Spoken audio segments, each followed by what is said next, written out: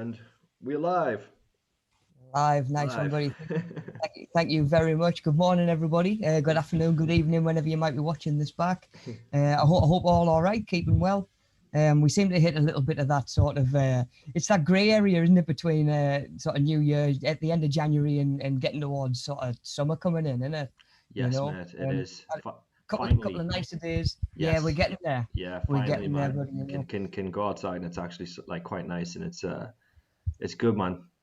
That's it, yeah, and I hope we're all using the chance to be that little bit more active, get that exercise in while we can, because I know certainly I've over the winter felt like quite restricted in what you can do. Dude. If the weather sort of determines that you're in the house for the day, you maybe doing the same workouts over and over, Oh man. falling into it's easy to get into a bit of a rut, isn't it? Yeah. I'm just like I'm like as fat as a house now, mate. Like I've literally just the fattest I've ever been, to be honest with you. And like it's so bad now, like when I've gone up a jean size basically. So like I try to wear my old jeans, mate. And I literally had jeans that I bought that I've never wore because like I haven't really been out of the house that much. And then I tried them on and I can't even fit into them now because I'm so fat. And then that was a good sign. I was like, mate, come on, we need to lose weight here. Like this is just ridiculous. Going for a run later today, so I need to get into a routine. Cutting down on soda as well, mate. It's like I drink too much soda, dude, to the max. So easy to sit and go through as well, and I I'm know. finding it because at the minute, when we're buying stuff like even maybe it's like a 8 pack of cans of Fanta or Coke or whatever it Yeah. might be, it's so easy to just keep popping back out of the fridge and grabbing one while I it's know. like sort of within arm's reach, isn't it? Like Exactly.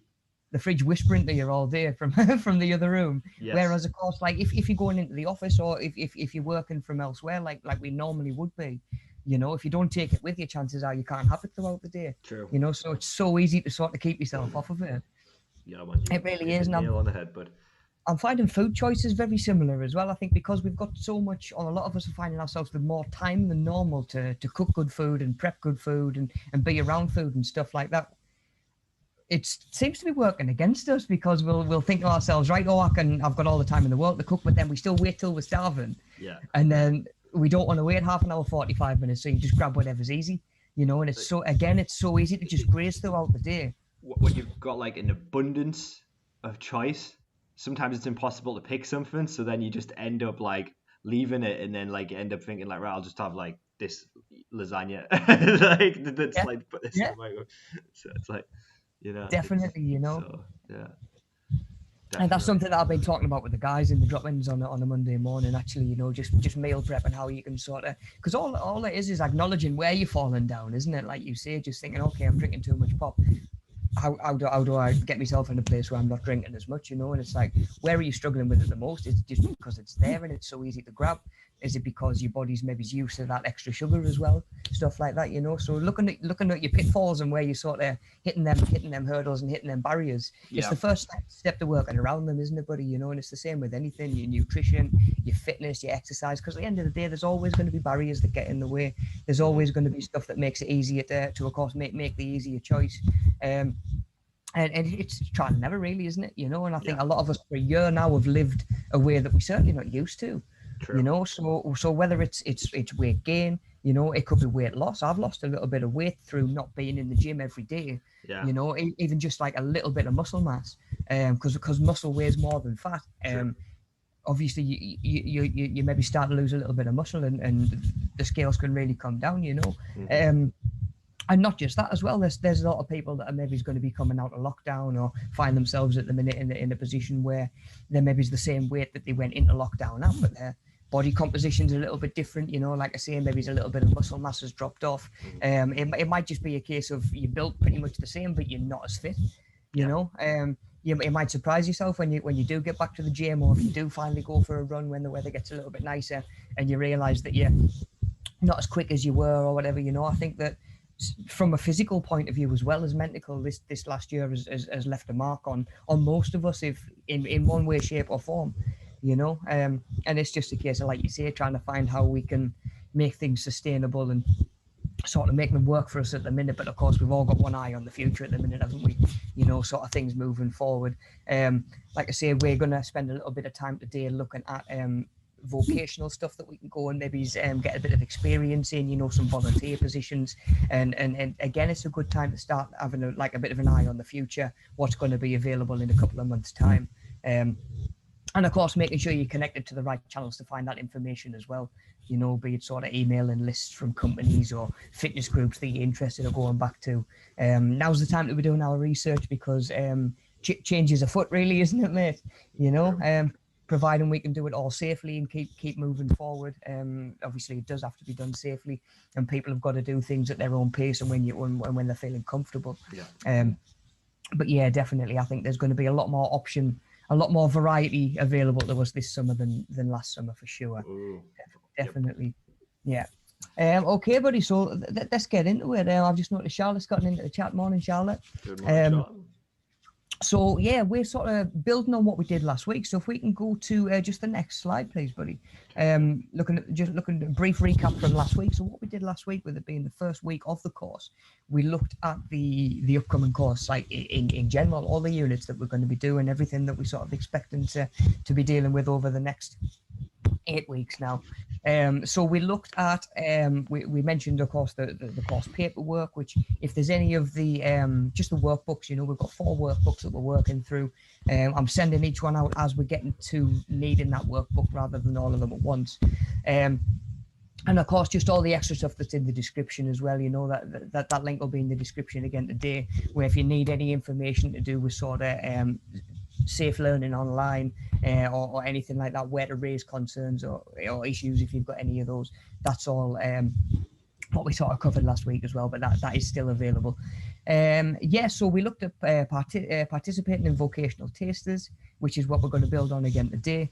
And then we had one eye looking forward on the use of materials, tools and equipment in practical activities, and developing practical skills and techniques as well that are going to carry over, not just from a fitness environment, but into the rest of your life as well.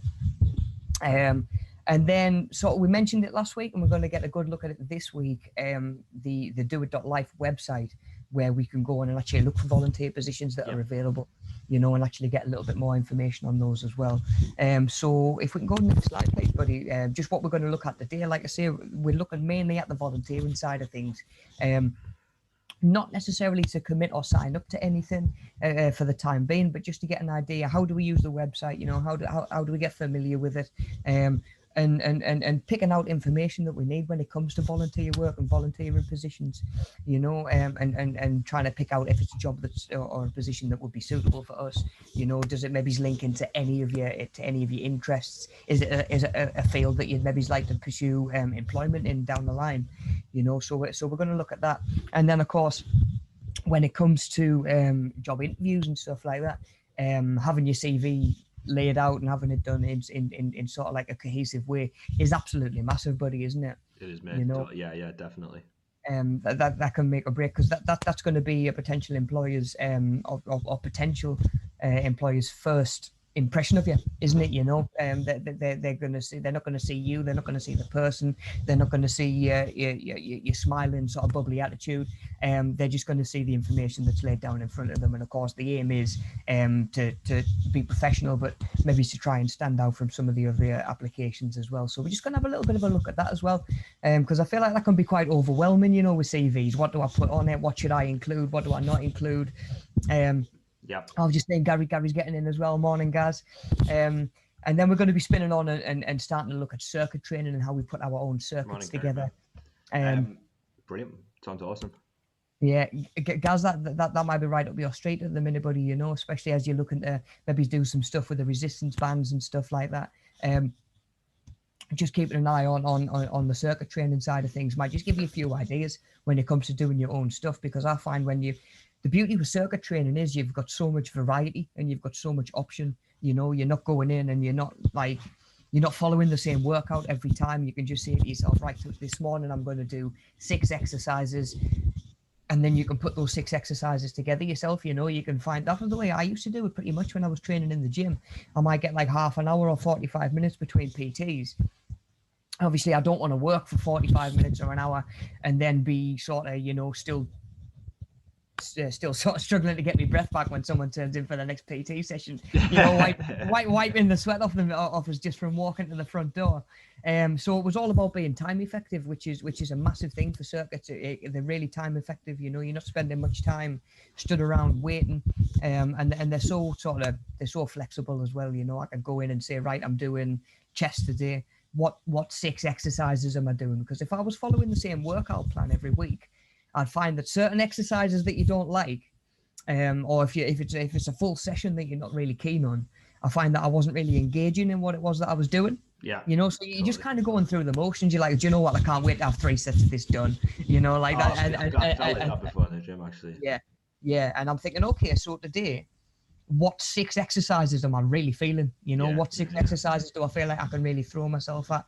It might be one that I haven't done for a few weeks, and I want to see where I'm at with stuff. You know, how strong I'm feeling, how coordinated the movement's feeling. So you can really sort of adapt it day to day. You can have your basic sort of 6 stations all sort of laid out. You can have your timer set up to give you a minute on each one. Rest a minute after you've gone through all of them.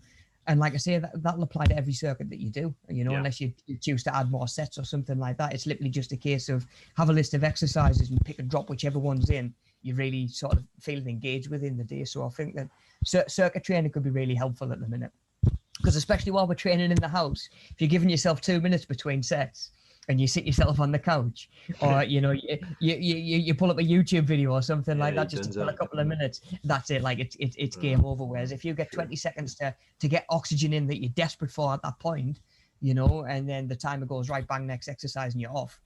You know, not only does it keep you focused, but you through it in no time at all. You know, you can do a good workout in 20 minutes. If you've ever done a HIIT workout, a Metafit, and Insanity, they're all really short bursts because you just can't maintain it for too long. What's just super quick, Rob? What's like, just out of curiosity, mate? What's the most knackered that you've ever been doing a session? Like where? Because I remember I spoke to Mel and she said some of the most intense ones for her was she'd already done a bunch of classes in a day, and then she had like a Insanity Max kind of class thing that she had to teach, and she did that, and she said she remembers just like being like, wow, like this is intense, but I think she probably smashed it, obviously, but.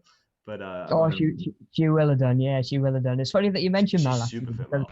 Yeah, I think the 2 times that I've suffered the most has been directly at the hands of Mel. I honestly think so. You know, we organised it was a day, and we used the Marriott at Sunderland, and I think we put like. It was a full day of classes. Yeah. You know, it was like it was a full day. We were there. You know, we would break for lunch and come back. I think we did 2 classes beforehand. We had dinner. We came back and did another maybe 3 classes afterwards. I taught 5. Mel taught 5. And by the end we came together to do one class all together. And it wasn't so much at the end of the session, because I was instructor mode at that point. Sure, yeah. Just doing that much all day. Not to mention bringing kit in beforehand, taking kit out afterwards. You know, I was wrecked the next day. I bet you slept well that day. I did. Oh, mate, I did. I really did. Yeah. And the other time I'd come through to the plan was I was going to take over and do some of Mel's classes at Bede College. Yeah. When we were still doing that, and I came through because I'd never done a body pump class. I'd done classes, but never to music, and never one that was specifically sort of choreographed for me. So I came through to see how Mel did it, and I was thinking I'll go to the back of the class, well, and I'll stand at the back of the class, I'll get to observe a little bit, you know, and Mel dragged us straight up to the front. This is Rob. Rob's going to be covering a few classes. Of course she did, mate. And do you know what I was doing? It was reps for tempo. It was bicep curls with 4 seconds on the way down. It was, mate, honestly. Man. And because I was going through a phase where I was doing like a lot of strength stuff with my legs, but that was pure endurance, mate. You're talking like a 4-minute track of just constant tension on your quads. And I thought my quads had gone to jelly by the end. I really did. I had a minute before I drove home. I definitely did. So yeah, I think the two times I've been most wrecked has been at the hands of Mel. Yeah, mate. I mean, Mel's a machine. She's run like ultra marathons and stuff before. She's a beast, man. Honestly, yeah. And to do it instructing at the same time and to be instructing and get information across in such a clear way, absolutely amazing, you know. Gary's just said there, confirm Mel has ruined me a few times. Yeah, she'll do that to you, man. She'll do that to you.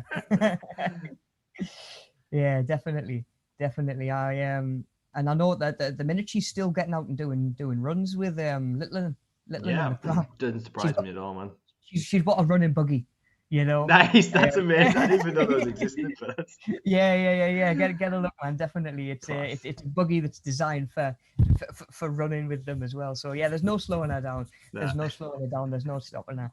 Definitely not.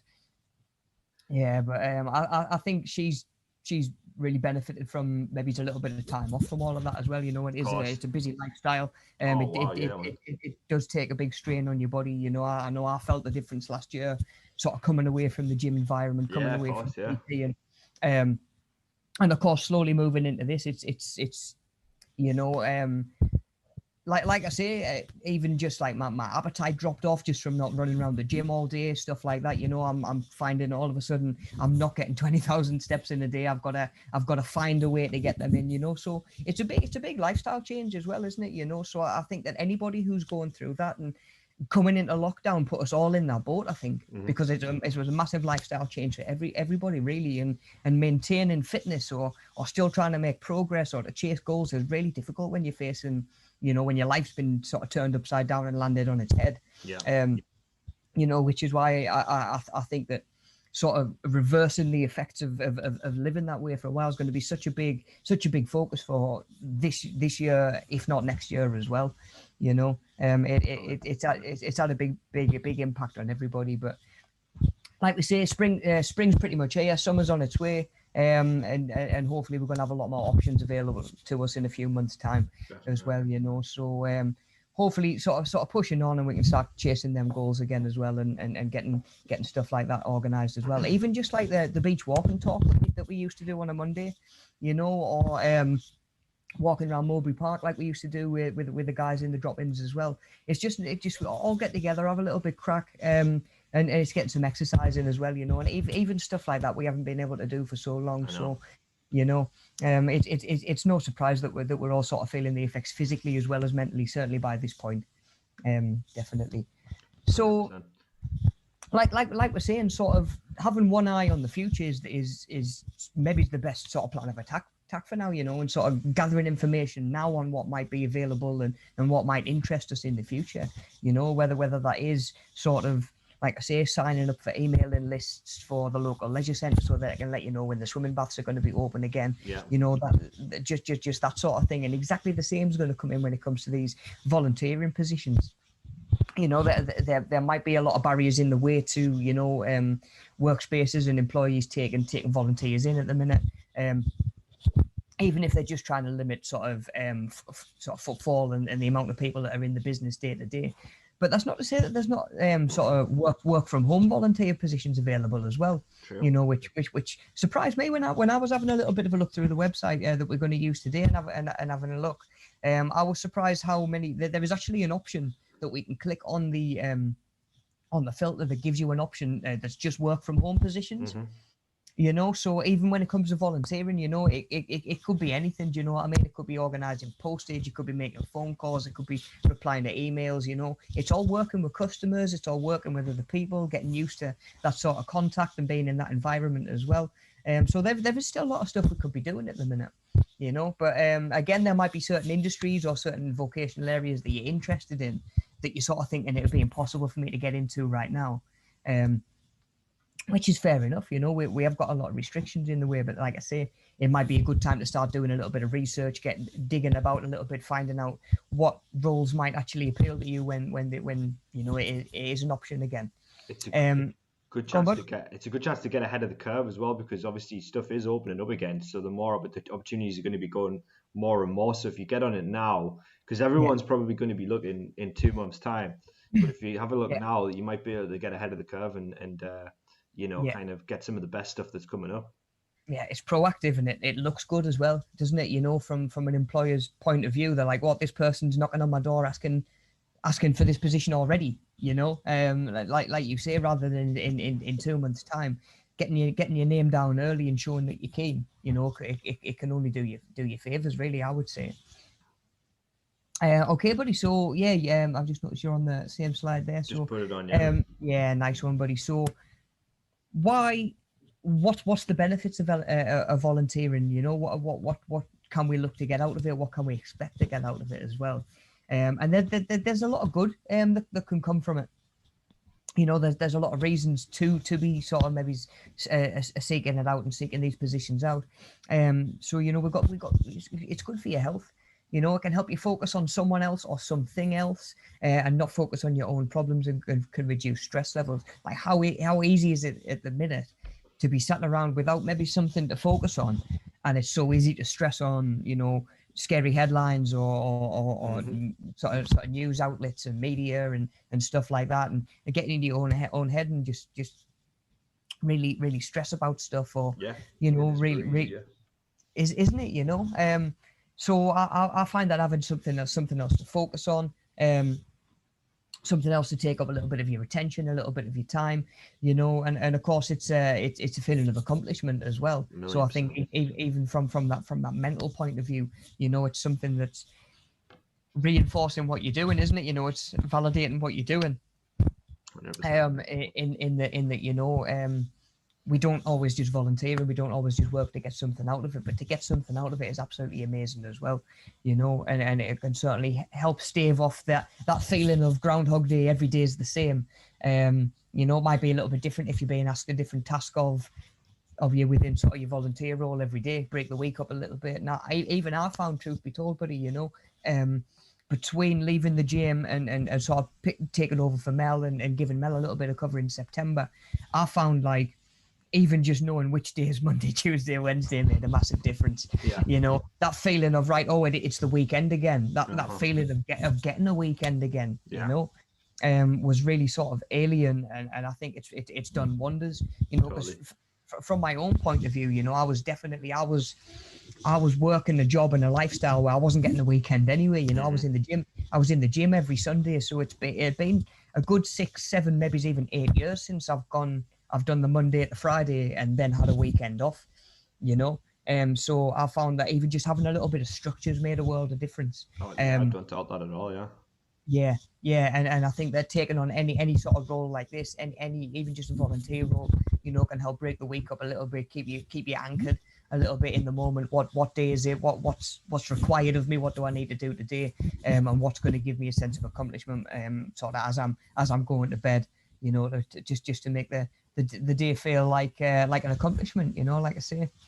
And then we're talking about gaining new experience as well, because you might move into a field that's really familiar with you, or volunteer in a role that's really familiar with you. But aspects of the job or aspects of the role might be quite new to you. You know, you might be again, you know, you might be working in with something that's really sort of close to your heart, and it's something that you're really passionate about. And you're feeling like you're making a difference sort of within that, which is absolutely amazing.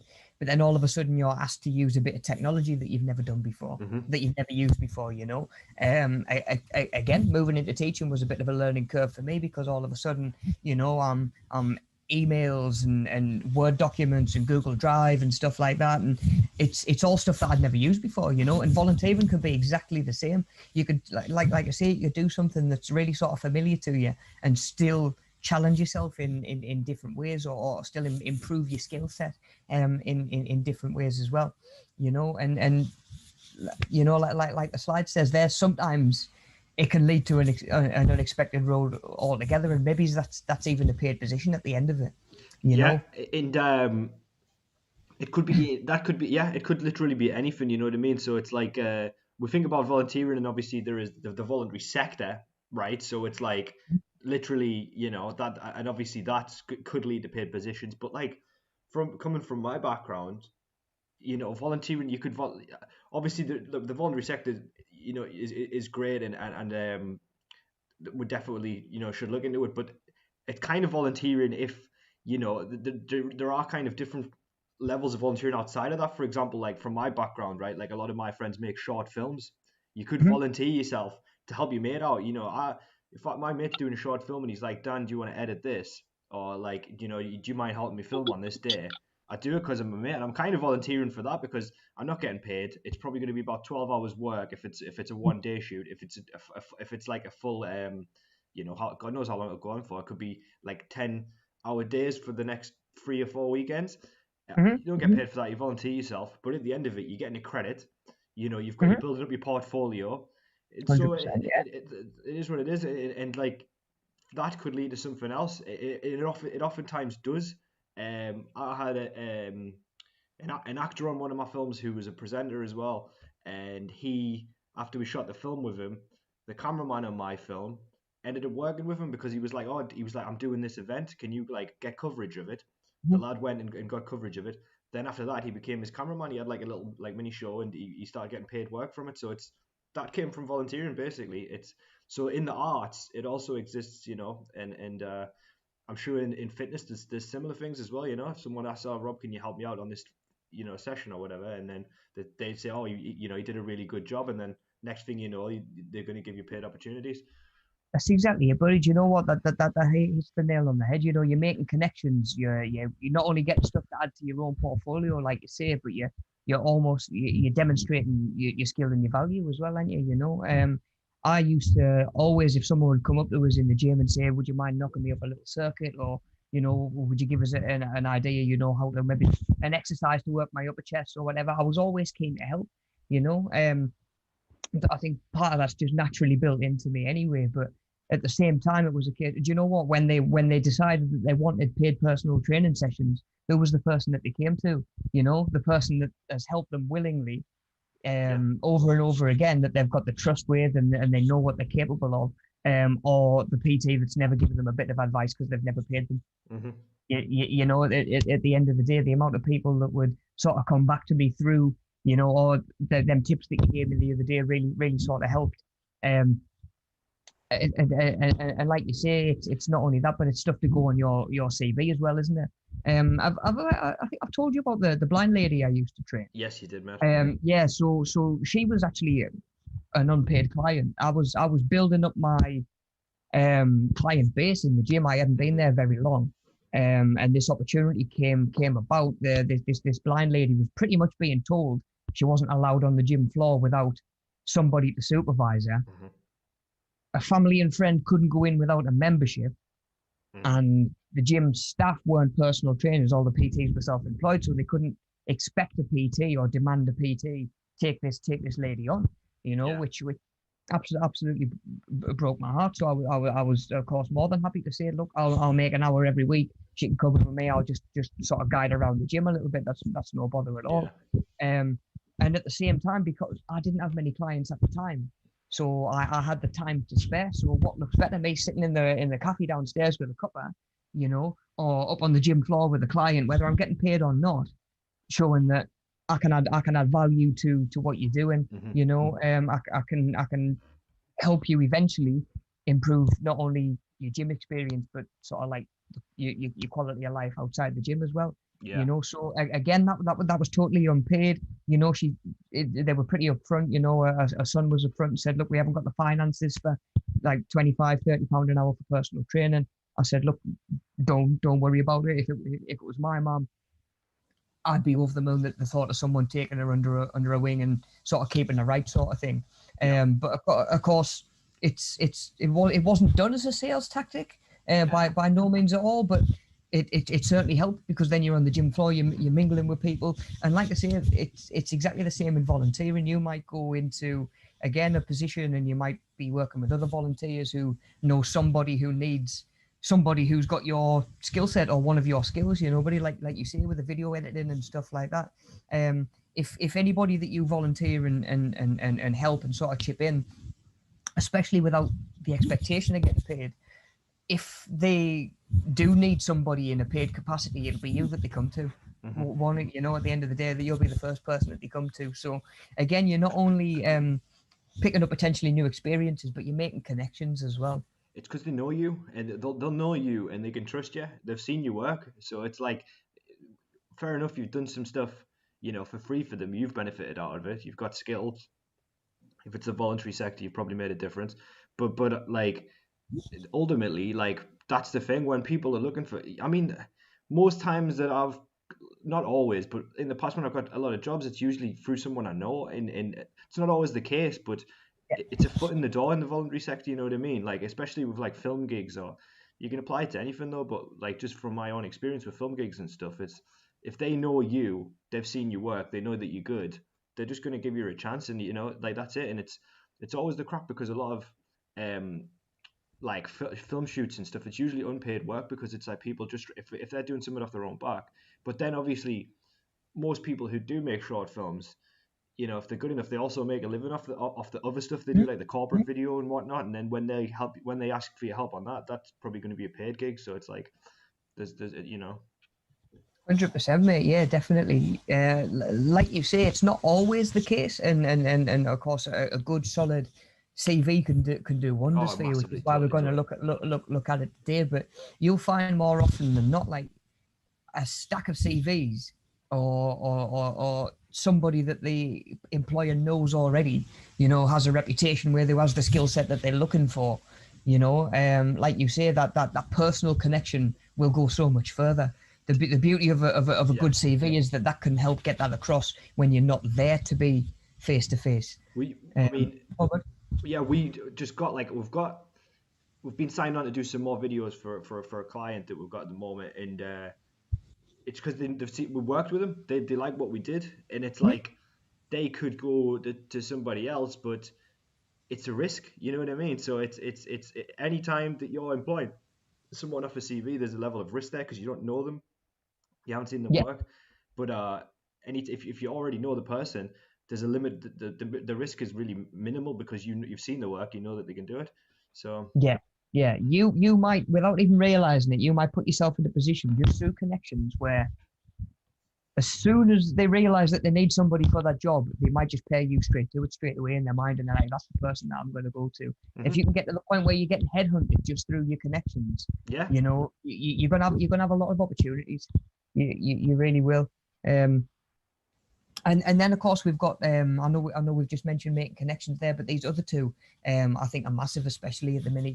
Giving you back a cause to believe in, following your passion and something that you do have a genuine interest in, and hopefully putting you in a position where you feel like you can make a difference within that field, and then of course help change the world. Maybe giving something back always feels great. It usually arguably feels better than receiving, to give or to give something back. You don't know what after effects and what shockwaves are going to follow your smallest actions, especially if you're trying to make progress and to make things better for other people. You've really got no idea how much that can actually sort of incite change and spark change. And if you can do that again within an industry or a field that you're really passionate about, it's just doubling up the benefits, isn't it? Exactly. No, you're totally right, mate. And that's the thing. It's just knowing that you're making a change in somebody's life. It's meaningful, and it gives you a sense of meaning. So absolutely, mate. Yeah, definitely. And I think we all want to be doing our bit at the minute as well. Yep. Like I say, there's a lot of sort of post lockdown and eventually, whenever that might be, post COVID, I think that there's a lot of reflection to do on like maybe the way things were beforehand. Of course, that could be a different conversation for another day, but I think it's something that we're all actively thinking about. How can we be better? How can we be making a change? How can we be impacting the people and the things around us? And sometimes volunteering, especially within your own local community, can be a massive way to do that and make a change. And especially in sort of like a visible, tangible way as well, where you can actually see the change that you're making. You can see people getting benefit out of your actions, and and again helping you realize that you're not just doing things that are going off into the world and into the void, and you never really see the fruits of that labor, or you don't see it so directly, especially when you work in local and local communities. It's so much easier to see the effects and hopefully the benefits that you're having, just sort of within like the area around you as well. Helping small businesses is going to be massive as well. I think sort of coming out of as things go back towards normal. I won't say too normal, but in the direction of normal, definitely. So yeah, even if just volunteering within your own community can make a big difference. We've sort of mentioned gaining new experience and learning new skills as well. And of course, Daniel mentioned something earlier on, which is really important, and that is boosting your portfolio or your CV.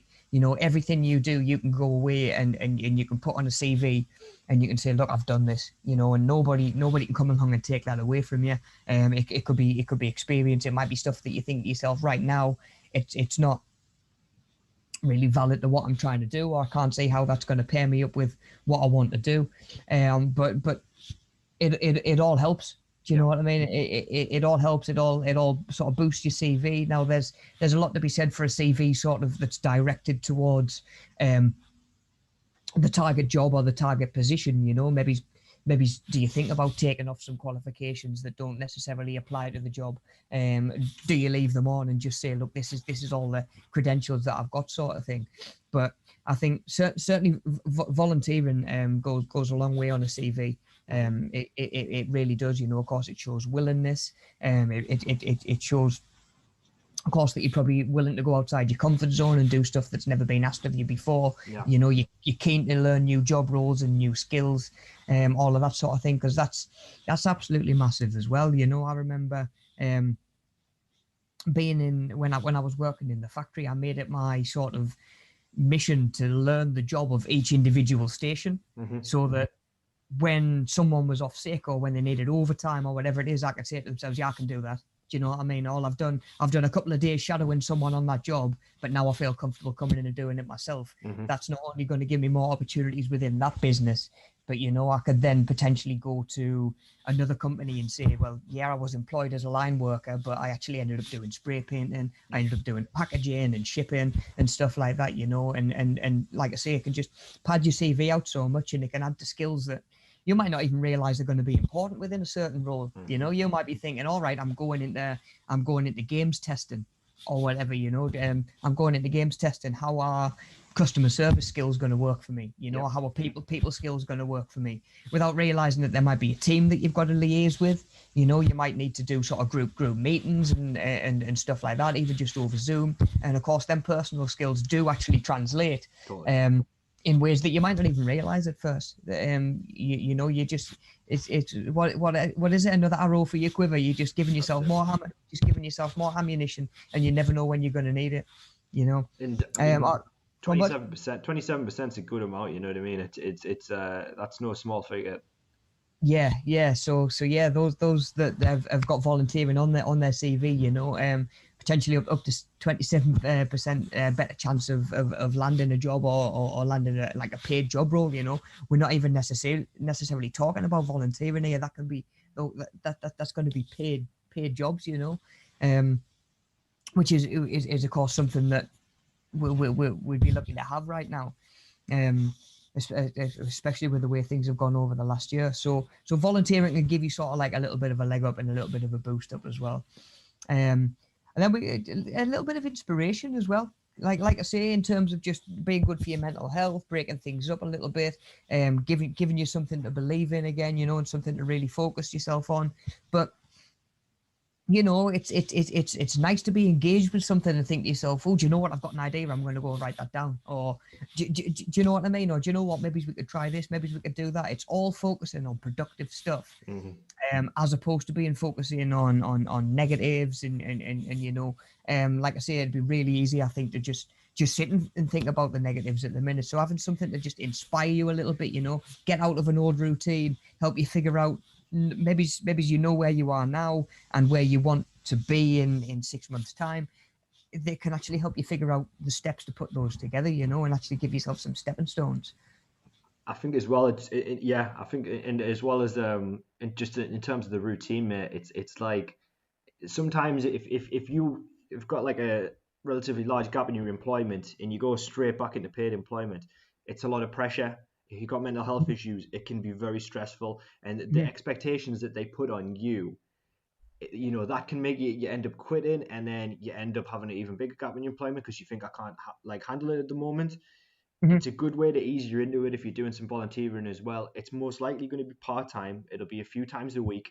The expectations are not massive of you because you're doing it for free usually. So you know, you can just go in and you can adjust to that kind of a schedule. So, you know, if you're working in a charity shop doing retail, then, you know, you'd be working a few days a week. You'll do a full day. It's going to get you used to what a job's going to be like. But if you turn around after a while and say, listen, I'm not up to it right now, no one's going to jump down your neck because you're volunteering. So it's Yeah. just a good way to ease yourself back into a work routine. Yeah, while still sort of maintaining some form of your own comfort zone a little bit as well, because as someone who for 6 years, 7 years, pretty much shouted at people and say, right, time to get out your comfort zone. It's important to do it at the right pace and in the right way, because doing it once and getting burned and having a bad experience is the quickest way to end up back where you started with even more walls up, and maybe more worries, more fears. Um, Usually sort of valid fears at that point, because what's it done? It's validated your fears of, oh, if I go out there into the world, I get hurt, sort of thing. Mm-hmm. Or I can't cope, sort of thing. And then you have one bad experience, and it almost feels like it just proves that to yourself. Yeah. Which of course isn't the case, but it's easy to get into that mindset. Especially at the minute when we maybe are all a little bit more isolated, and I think we're obviously all dealing with a lot of stuff individually, but I think certainly our failures and our worst days, we probably feel a lot more while we are in such a place of isolation, and maybe haven't got the support around us that we used to.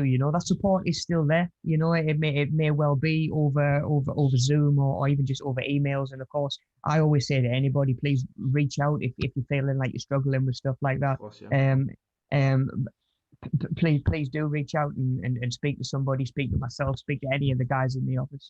We're all always here to listen. But it might be easy to just sort of sit and let them negative thoughts fester at the minute. So yeah, it is exactly like you say, buddy. It's sort of, it might even open your eyes towards the direction that you do want to go. But again, stepping out of your comfort zone at your own pace, I think is quite important. And like you say, mate, volunteering gives you a really good chance to do that. Mm-hmm. Definitely. Then, of course, we've got joining a community, being part or being amongst people. It might even just be, again, from a distance. I think I've seen the rest of you guys, once in person, really, and that was at Christmas in the last year, really. Yeah, but...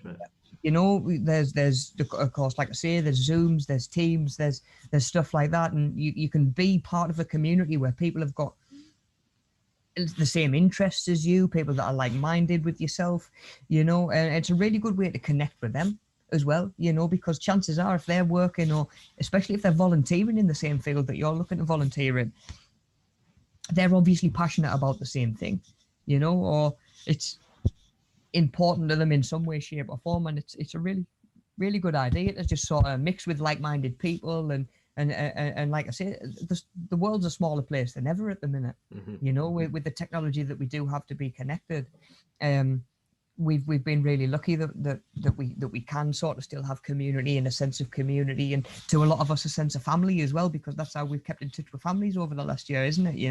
FaceTimes and stuff like that. And like I say, being part of a community, especially when it comes to the work side of things, or other responsibilities that you might have volunteering, doing it with like-minded people can make a huge difference as well. Totally. And just make it that much more rewarding and that much more engaging as well. You're 100% right. Yeah, then we've got just a little bit of fun, especially if you can find something that's sort of close to home for yourself, something that you're really interested in, really sort of passionate about. It can actually be a lot more fun than you think. You can go, like I say, you can meet new people. I've met people in the workplace 10 years ago that are still people that I would consider to be a best friend. At the end of the day, like that, it's literally all it takes. Like it was a job that I did for only 2 years. He left, did something else. I went and did something else, and we've never fallen out of touch. He's pretty much family, and you'll be surprised the sort of people that you will meet, the sort of people you can come into contact with. But again, you can get a lot of fun out of it as well. It might be that you're interested in working with animals, or even interested in working with animals. Maybe you want to do something that requires customer service skills or working with people. But then you might think to yourself, okay, how do I get experience in that?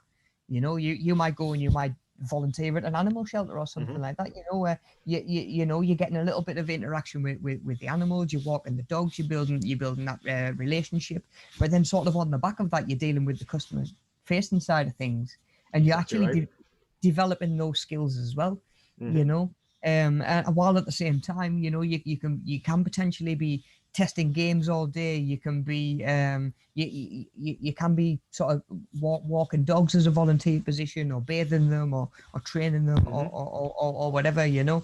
And then there's stuff that you might not even think of as sort of fun, that you might find to be fun when you get into it. I've always found that sort of working with the elderly and working with people who've got so much life experience and stories to tell. They're so fun loving as well. Like I used to go and I used to do chair-based mobility classes in a care home. And of course they were sort of like an opt-in sort of thing, and like a couple of people might just be, a couple of the residents might just be asleep in the corner, like just like catching some Zeds, and I'm in the middle of a circuit, and they might engage for a few sessions, or they might engage for just like half a session, and then they'd know their own limits. But mate, what a laugh, what a laugh it would be when you'd get to know certain people, and when you'd certainly like go around and like introduce yourself beforehand, because I'm talking like working with people with dementia and stuff like that they wouldn't even remember me from the last time, but we'd still have such a laugh in some of the sessions. And you know what, it was something that I kind of moved away from, to move into sort of other stuff, and so I wasn't jetting about all over the place, because I was doing like 3-4 different care homes in one day, and then I was in the gym the next day, and then I was up at Sunderland at Bede covering a class with Mel, and it was so crazy. I was all over the place, and it was just one of the things that I had to think, like, if I can't do it in one place, which is what I'm looking for, I sort of had to knock it on the head at the time, just sort of for my own well-being and the way that I wanted to move. But mate, what a laugh. What a laugh it was with some of them. And it's not anything that you think of as entertaining. It's not anything you think to yourself, you know what, this is going to be fun. But you know what, even maybe just going in and volunteering, again, when it's available and when it's safe to, going in and volunteering to work with some of the elderly and stuff like that could change your life. It really could. You could pick up life lessons, or just experience. These people have got life experience that we maybe can't even imagine. Absolutely. Yeah. And you can get a lot out of it, volunteer or not. Okay, so where would we even start when it comes to volunteering? I'm sure it's something that we've all heard of, but where would we go if we want to start trying to get a little bit of information on positions and stuff like that? I've just noticed Sue's getting in the chat as well. Morning, Sue. Glad you could join us. Morning, Sue. Good So if we roll on to the next slide, buddy, we've got you're well ahead of us, man. Don't miss a trick, mate. No flies on you this morning. Yeah. So what we've got there is sort of instructions on how we can use this doit.life website, which is what we're going to be using. Now, for the time being, we're just going to be using it for research, so we don't need to worry too much about where the position is, or sort of, could I feasibly go and do it 3-4 days a week? It might be somewhere down the country that there'd be like a 4-hour commute every day. That's not necessarily manageable, but we could still use it for research purposes, and see what particular roles do require. Because you never know, if one pops up near yourself, or pops up in your postcode, you'll be ready to go. You'll know what's expected. You know what those sort of positions are looking for. So when if you're coming back to this session during the week, or you're sort of doing anything by yourself, this slide will always be here for you to come back and use as a little bit of a reference point. And we've actually got 2 slides, two more slides. If you could just load them other 2 slides up quick, please, buddy, just so people's got them. If we're coming back to the video and if we do want to use them rather than using the website at any point. But then, just if you do want to come back to those and pause those and pull any information off those are there. What I thought might be best stuff to do would be actually to boot up the website and have a look ourselves. while we've got the beauty of, you know, we're streaming, we're not in a classroom, I'm not giving instructions on how to use a website that we don't have access to. We've got access to it, you know, so why don't we jump on and we'll have a little bit of a look through and get a feel for this website as well. So, buddy, if you don't mind doing your magic on your end and getting us onto doit.life. Yeah. Cheers, man. I think we've got it up here. Yeah, there we go. Awesome, buddy. Awesome. So this is going to be the home page that you're going to look at. Now, I've managed to have a good browse through without signing in or registering or anything like that. If you did want to do that, and I'm sure there's a way to save posts and potential opportunities to your profile and to your account, then by all means do. Just for today though, if we can click Discover up at the top, bud. We can click that, yeah, mate. Yeah, right along the top we've got Discover.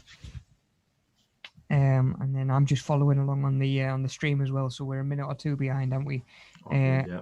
Yeah, cool, spot on, buddy. So we've got a filter option on the right hand side as well, just under the search bar. Yeah, we do that. Yeah, I can see that, mate. Yeah.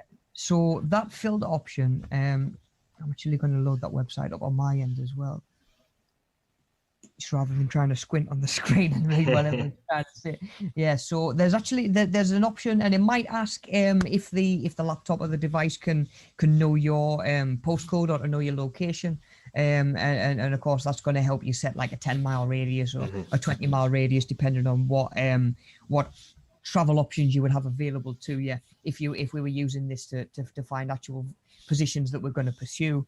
But like I say, just for the sake of today, it doesn't matter too much about that. But if you did want to put your postcode in now, especially if you are setting up a profile or an account, then we can do. So we've got that. Go on, bud. Oh yeah, you can put your postcode in, and that'll be fine. Or if you click, as Rob's saying, allow access to your location, it'll identify it itself. But you can also just type in if you start typing in your city here, and it'll come up. So we've got Sunderland there. You can see Sunderland UK is the first result.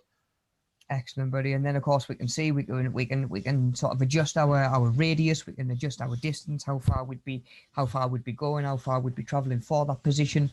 We can change how they're sorted. You know, do we see the ones that are nearest to you first? Do we see the ones that have got the soonest start date first? Or the most recently posted. You know, there's a couple of different ways we can sort that way. And then, like I say, there is a do it from home option as well. You know, that we can sort of toggle on and off as well. Like I say, so we can see positions that we could be able to do from home. If that is something that you'd feel like you would need to have available to you at the minute.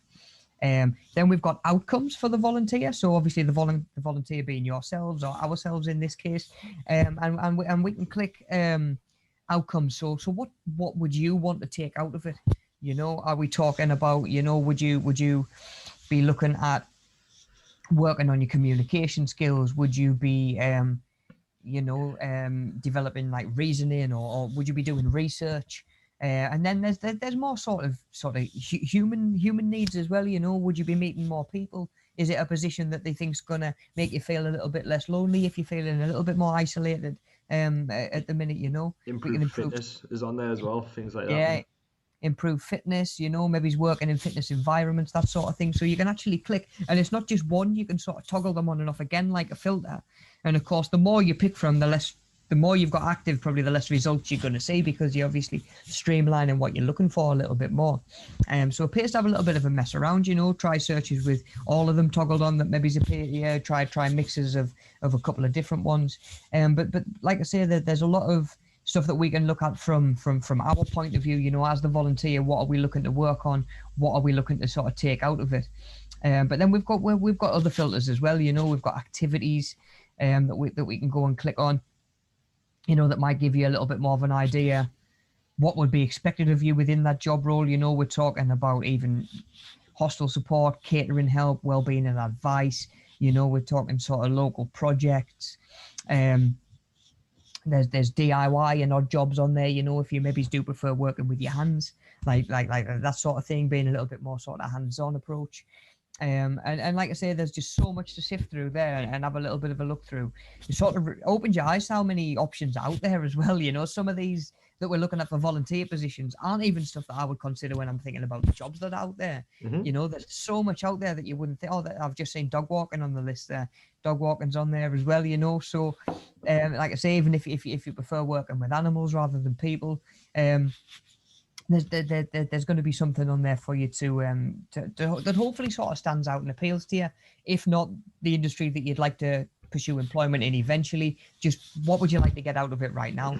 Even like I say, just a feeling of accomplishment, feeling a little bit happier, meeting some new people, or just feeling a little bit less cut off. And all of these we can toggle on and off, and then we can come out to our search results as well, and we can see what we've actually got there as well. So I don't know if you want to just hand pick a couple of filters there for us, buddy, while you're on. Let's do it, mate. Yes. Right, yeah. So let's we've got within 10 miles. Let's maybe put that up to 20. Yeah. Obviously, if you just want to have a look at what's in the area, what's going to be closest to you, you could just not put a filter on, type in South Tyneside or Sunderland, and then you could just simply have a look, and something you maybe originally didn't fancy might take your eye. But if you're looking to fine tune it a bit more, it might help just to kind of put your distance up a little bit, just as obviously the more you refine your search, the less results it's going to have naturally. But so it might help to just put your distance up a bit for that. So that's what we're doing. And then we're going to type in the location. Let's type in Newcastle, because obviously it's a bigger city and maybe bigger results. And from South Tyneside or from Sunderland, it's just a metro away, so it's not too bad. Okay, so outcomes for the volunteer. What should we pick? Should we meet new people? Yeah, go on. We'll meet some new people. And feel happier. Let's have both of those in. And cool. All right, so we've got outcomes for the volunteer. We've got 2. And okay. And then we've got for activities. What should we pick for activities, dude? We've got gallery assistant, design, craft, first aid, bereavement support, hostel support. So, because of course we want to be careful with the way that we're pairing filters up, don't we? Yeah, true. We wouldn't want to necessarily meet new people and then feel happier and then pick like bereavement support. Or we're not going to get many results for that. I wouldn't have thought. But how about even just in activities, just photography, something like that? Yeah, brilliant. Yeah, if we can go down to photography, yeah.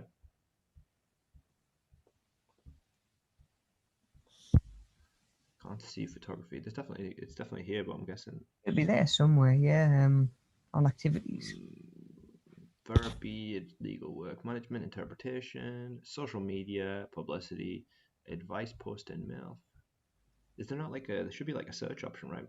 Oh, photography. I was literally just thinking there. We could this could probably do with like a search option on this as well. I think it has one on this part. Well, we've got photography there, and let's put craft and design as well, just to kind of buff up the search results. And apply. Yeah. Hopefully it'll pull from both rather than looking for posts that have both. Cool. And right, activities free, and let's have a look. Good for. Should we put in some good for or interest areas maybe? Or should we leave that there? Let's fire it off and see what we get from there. Cool. And then if we do get a couple of results, we can maybe refine them a little bit further, because that is a way you could bottleneck things down and maybe just narrow things down and figure out which ones do appeal to you more. Right. Brilliant. So we'll apply that and we'll see what comes up. Okay, so we're going to press apply, and we've got 72 places here. That is awesome. That is more than I was expecting, to be honest. That's just yeah. Looks good, man. So we've got here one here, the top result, which is Greenpeace local press and media, and it's all over the country. So it says locations: Durham, Edinburgh. Nice. So it's Durham's not too far. And it's on a certain day. It's on the 19th of February for this one. Okay. It's a local press and media coordinator. And I'll just read out a bit of the brief here. It says, do you enjoy creative writing? Have you got an eye for a striking photo? Would you like to get involved in campaigning on global issues, in your local area? Then Greenpeace's local press and media coordinator role might be right up your street. We're looking for local press and media coordinators to join our groups in Preston and Welwyn Garden City, but it also does say Durham on this here, so I'm guessing that Yeah. obviously that there is opportunities in Durham. This probably Mhm. just wrote this specific piece for that. And it says that local press and media coordinators get local press coverage of groups' campaigns and groups' activities, involve sending out press releases, writing letters, taking photos, building relationships with journalists. So you know what I mean? As we were talking about before, the stuff in the arts, like it's it helps, you know, getting in with some of these people, you know, then you might be able to it might be able to like help your future chances of getting a career, right? Yeah, you don't know what it's going to branch off into. You don't know who you're going to meet. You know, the beauty of taking that filter of meet new people. You don't know who those new people are going to be. You Exactly. know, and sort of what doors that might open for you, if not now, but sort of down the line. You know, um, So yeah, and so we've got a good bit of information about the opportunity, haven't we? We've got a good a bit of information there about the position and sort of just a little bit of a brief description. But then we should have an option to see as well what they're looking for. exactly Sort of right, mate. within I've just got sort that of up within just now. It people. should be Yeah. on your end in just a second. And yeah, you're totally right, buddy. We've got the Or somebody. Yeah. yeah, if you can see there, we've got obviously the requirements, the activities, the skills required, and then the skills gained. So you know straight away then what they're looking for, and you might get an idea. You know, how suitable you might feel for that position. You know, do you feel comfortable using maybe technology that they're asking for, or fulfilling certain roles that they know that you're going to be asking for? But you know, it's ideal just to be able to have a browse. We're non-committal at this point, aren't we? You know, we can have a look, pull the information that we need to. You see something on there, it says they're looking for that you need to be able to use email or whatever it is, and you think to yourself, oh, it's not really a strong point of mine. You know, you might think of it as a chance to, okay, I can go and develop that skill. You know, I can maybe improve that skill if I can determine how much or how confident they need me to be with it already. You know, what's their baseline? What do they class as being comfortable using that technology? You know, you might already be there, but at the same time, it might be something that's totally sort of totally alien to you, something that doesn't interest you at all, something that you know maybe does feel like it's a bit of a push out of your comfort zone, and that might just not be what you need or what you're looking for at the time.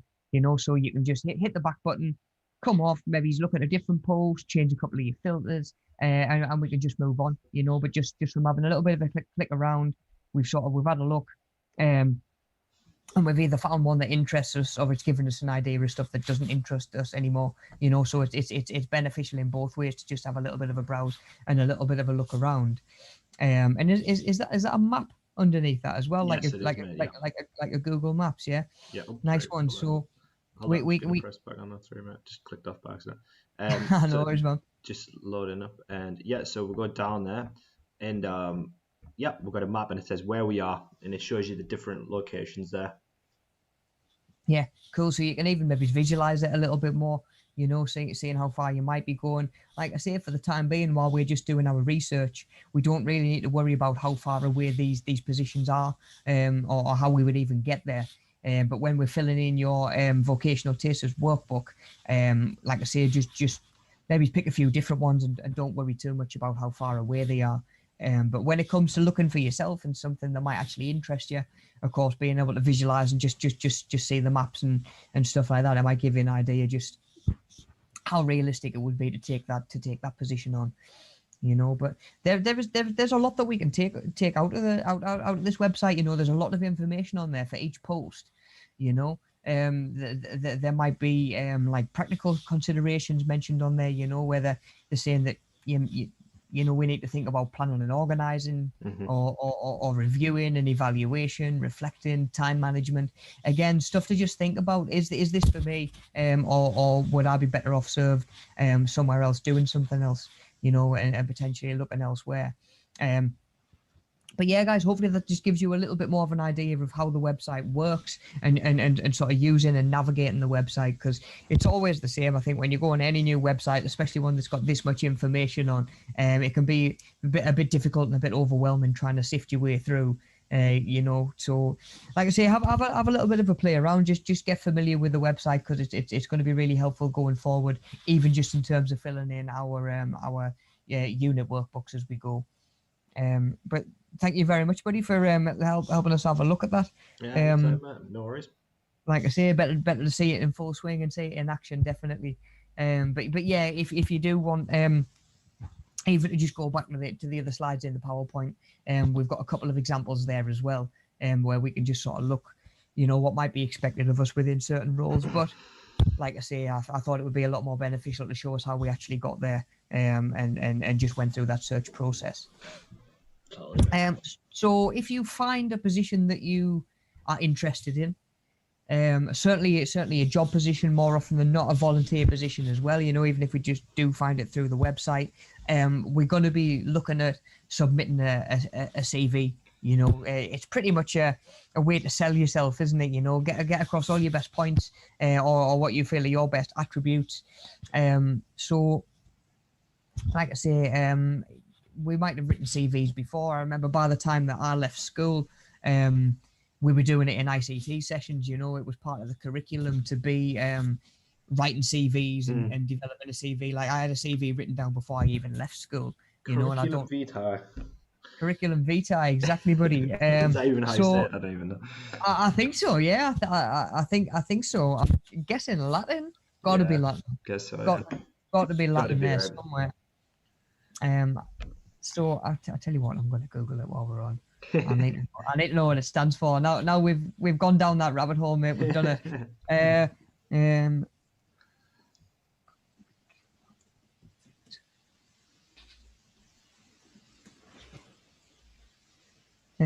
Where we go?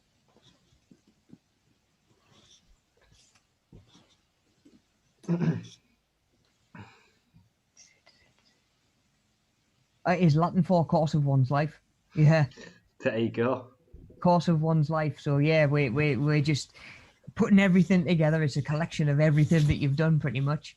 All your experiences, why those experiences might be valuable to someone else in their industry or their job or their business, or probably something that's passionate to them, or that they're passionate about.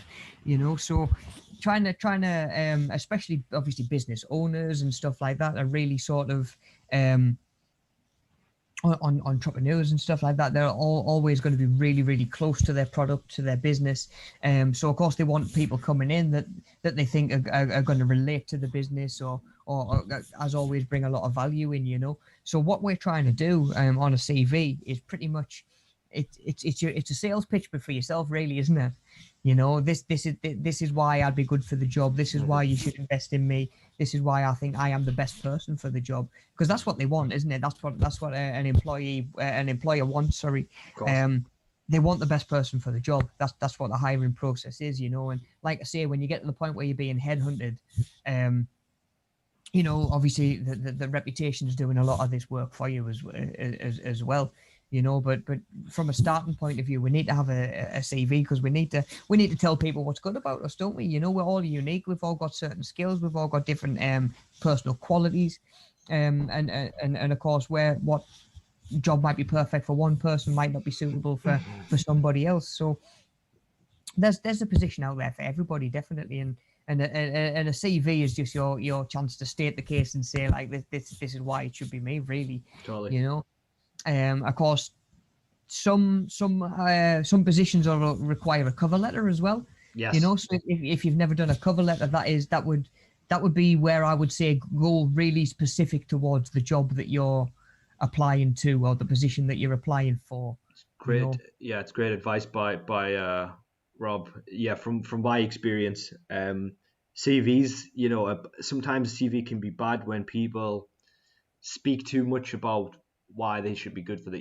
Generally a CV should just be like as hard hitting as possible. Just like, I did this here. Why you should pick, like, fact. Facts. And because people are going to look at it and they're just going to, that's it. If someone's gone through 100, 200 CVs in a day, they're not going to sit and read your life story. So they'll look at it, that's it, and then move on to the next one. So if they see all the information neat, condensed, then that's it. But the cover letter is where you can, wax poetic a bit more about why you should be picked for the job. So it's good to definitely differentiate between those two. Yeah, you might find that your CV doesn't change much from application to application. Like Daniel says, you're going to have pretty much everything on there that is relevant to yourself that you've done. because I think even having qualifications on there that aren't necessarily relevant still show that you've got the qualification. It's maybe one that you paid for yourself, post the education system, or Yeah. maybe it's one that you've done within a job role to say that you're willing to learn more about whatever job it is that you're doing. That itself is a quality that they might be looking for. Not that qualification, but the fact that you're willing to undergo additional training and further learning. That is, that's going to be evident in that. And like Daniel says, it's going to be your cover letter really that changes from application to application. That you're going to really try and hone in on again in quite a concise way and without rambling on a load, because that's going to be the first thing that, like you say, just puts people off. They've got a lot to read. If you can just in a paragraph or two just say, look, I think I would be the best person for the job because bang bang bang, then they can take that information in, and then it's down to them what they do with that information, isn't it? But you've got it across, and like I say, that'll put you straight ahead of someone who hasn't got a cover letter at all, that's just submitted a CV, definitely. But we've sort of touched roughly on the sort of stuff that we'd expect to put on a CV or to see on a CV. So just to finish up that slide, we're summarising our education, skills, and experience all in one place. For the potential employer to see your skill set really and say and make a decision: is that person going to be suitable for the job? But then I found over the years now, I've got into the headspace myself. Sometimes when I've done CVs, what's even worth putting on? What do you need to put on? What's kind of expected to be on there? Because you can end up putting a load of information on there that's not really relevant at all.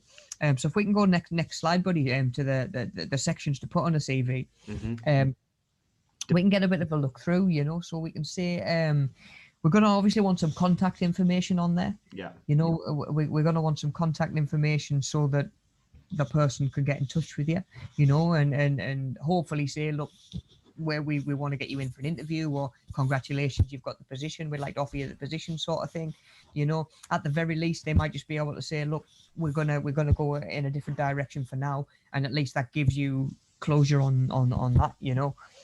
I've always found if you've applied for something, it's nicer to hear either yes or no than just never hearing anything. That is the way it's going to be with some places. The hiring process, that there might be a lot of people that ring around and to say, look, sorry, we've got to offer this position to someone who's maybe's got more experience in this field or something like that. Usually something that you can't help, to be honest. I tell you what it is as well.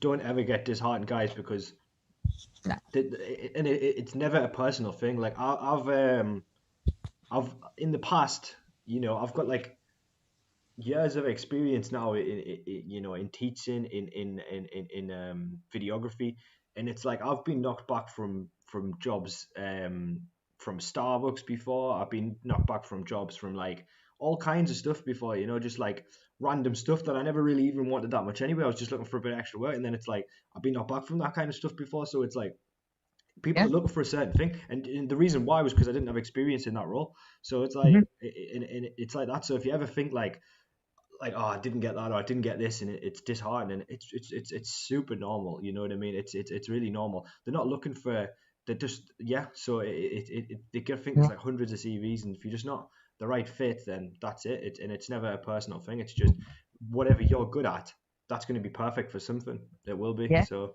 and I remember the first job that I ever got working at Argos. I got through a job market. It was just Durham City Centre. Everybody had stalls out. I handed the CV out to pretty much everybody there, and the only one that I heard back from was the one that offered me the job. There you go. I didn't hear anything from anybody else. And of course, happy days. I took that and sort of ran with it.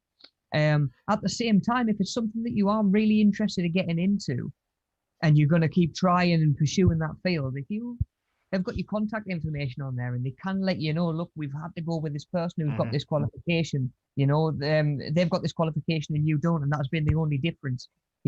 Like you say, don't get disheartened. That's then giving you a clear path to what you need to be in that person's position next time. Can you go and get that qualification? Can you look to get that experience? Can you volunteer elsewhere and get experience that's going to help you land a paid job in this field that you are sort of pursuing.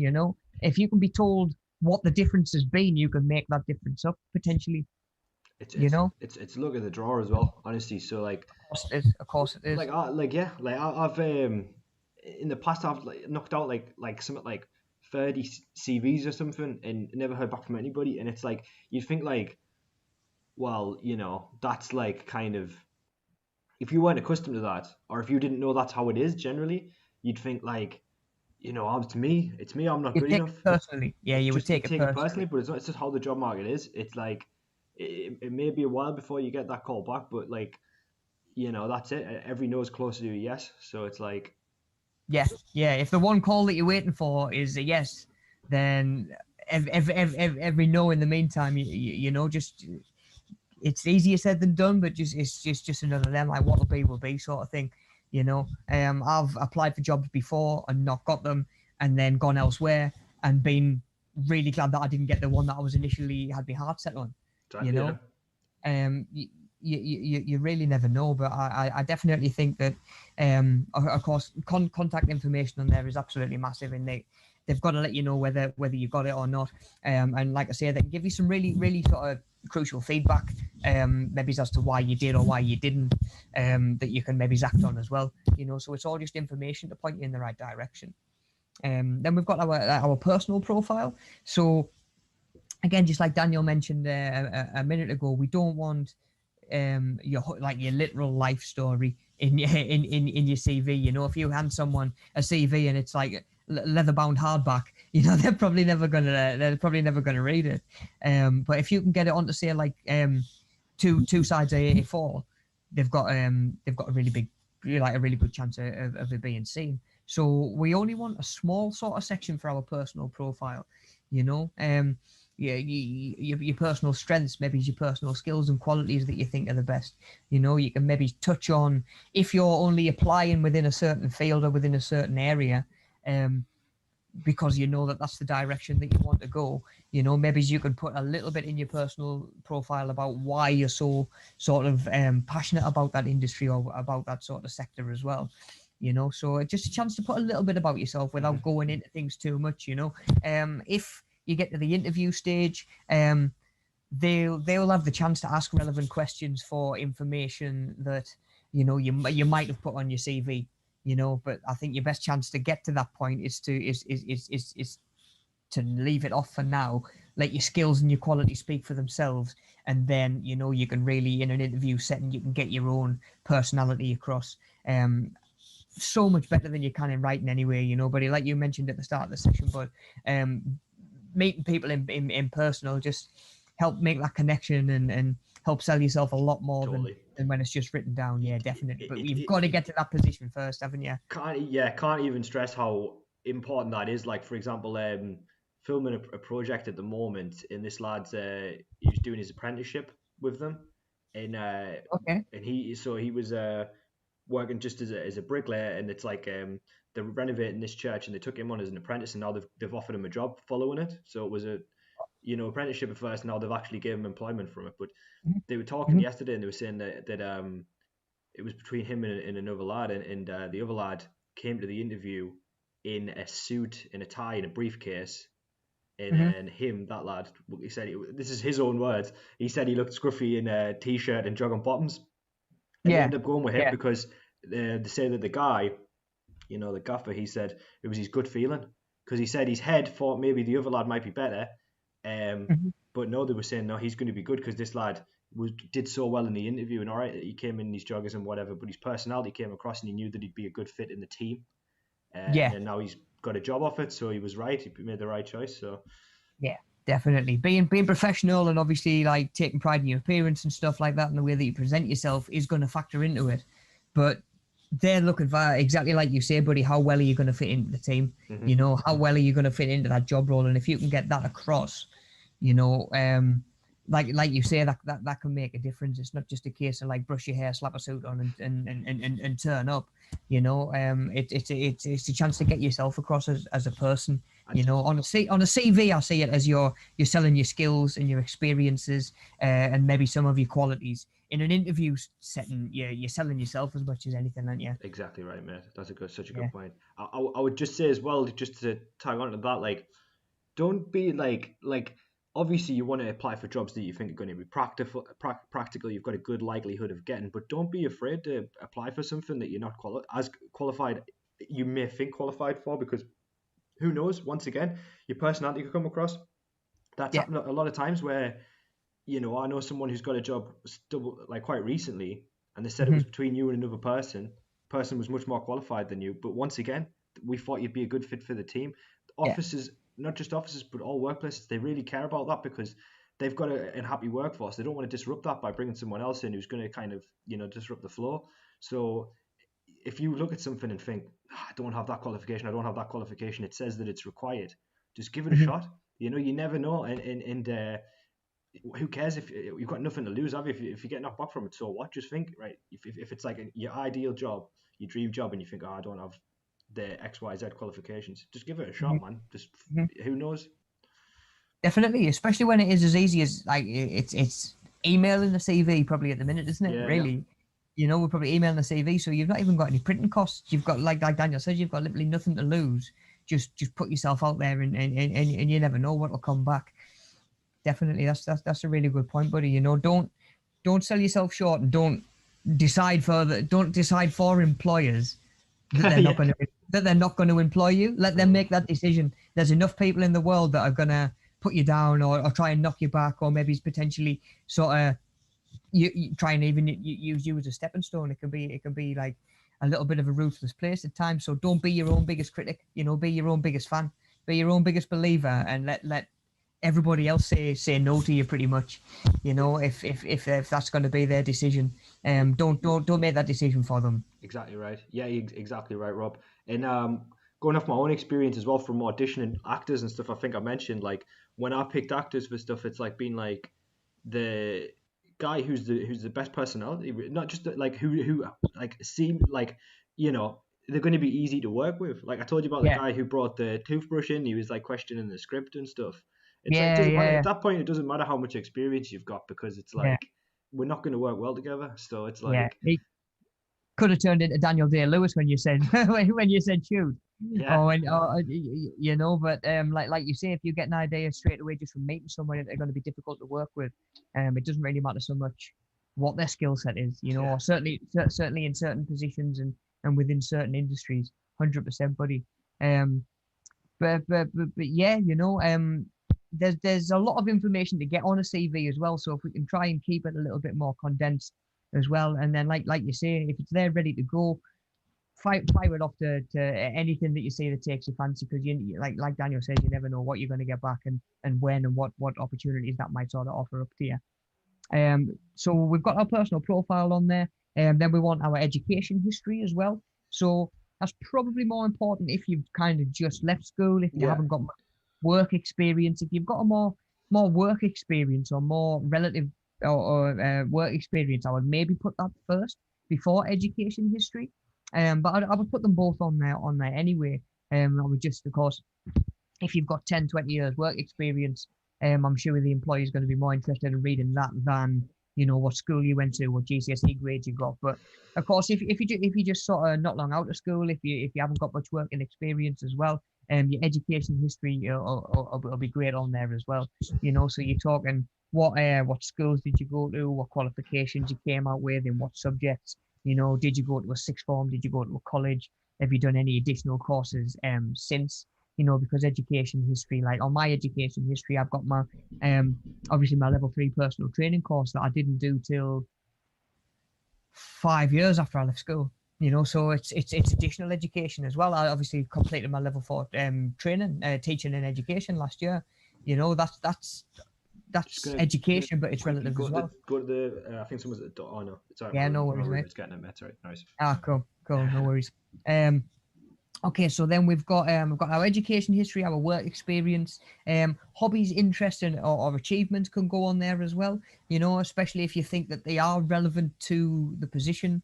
Again, if it's something that you're interested in, if it's going to be maybe it's even just something that you've done that's extracurricular. You know, you might have just gone and done, if you've done the Duke of Edinburgh Award or anything like that.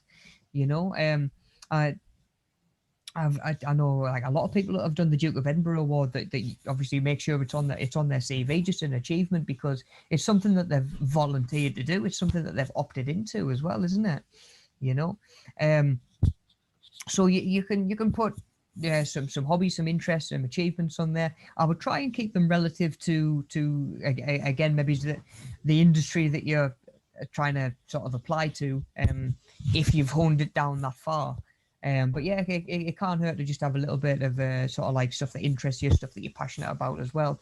And then your references, even if that is just saying references available upon request, you know, and then they know that they can say to you, okay, what's your references, and then you can like sort of pass the information on, and then they can get in touch with your references, and that's just pretty much ringing up maybe his old employer, somebody that you volunteered for before, somebody that you've worked with, and they can just give you sort of like they'll give feedback on you pretty much, and you know, should big you up to whoever this potential employer is that's sort of getting in touch with them on your behalf. So we need to let them know where to go to get that information as well. Just a couple of other things to think about when we're looking at putting our CV together. You know, I know we'd mentioned making it specific to the company and to the job. You can even do a little bit of research. Yeah. You know, come off and have a Google. What does their website look like? You know, what's the vibe? What's the feeling that you get from the brand or from the company? You know, can you look on? I've noticed that even apps like Indeed and stuff like that will give you other people's reviews of working for a particular employer. So it's almost like TripAdvisor, but they can say, oh, like working here was like 2 out of 5 stars, you know, and you go on and you can maybe even get a little bit of feedback that way. You know, you might look and it might be like like a new company that's pretty much unheard of, and everybody might be saying, look, stay away from these. It's just going to be hard work. It's going to be a little bit of a nightmare working here. But you know, there's all sorts of other information you might pull off, just like I say, having a look around, have a Google, do a little bit of research, you know, and finding a little bit more about the job, because then you might be able to just fine tune your especially your cover letter a little bit more as well, you know. So then we're thinking about our layout. You know, we want it to be really sort of clear, really sort of straightforward, clear sort of sections that when they're looking for something in particular, they know where to look for it and where they're going to find that info. And then we're talking consistency as well. You know, pick a font that's quite easy to read, rather than trying to pick the one that looks the fanciest. You know, that they're gonna have to sort of select all and change to a different font before they can even read it. You know. Yeah, if I would even go as far to say, if you picked something quite outlandish as a font, they might not even read your CV. They would just look at it and think, yeah, they're going to move on to one that's easier to read, probably. Yeah. You know, there's a time and place for that sort of thing. But certainly when you're not there to back yourself up in person and you've got to let your CV talk for itself, it's got to scream your best points, hasn't it? It shouldn't really. We don't want it to be hard to decipher, like hieroglyphics. Do you know what I mean? If you send in your CV in wingdings, it'll not go very far. And then when it comes to structure, you know, so we've got a consistent font, you know, headings maybe, you know, sort of education history, work experience. Can you put bullet points, you know, keep things straightforward? I've got this, and this, rather than a rambling sort of long paragraph saying I did this and then I went on to this college to do this, where I studied this. You know, can we just break it down a little bit? We've sort of mentioned the length of your CV as well, trying to keep it to 2 sides of A4 maximum, really.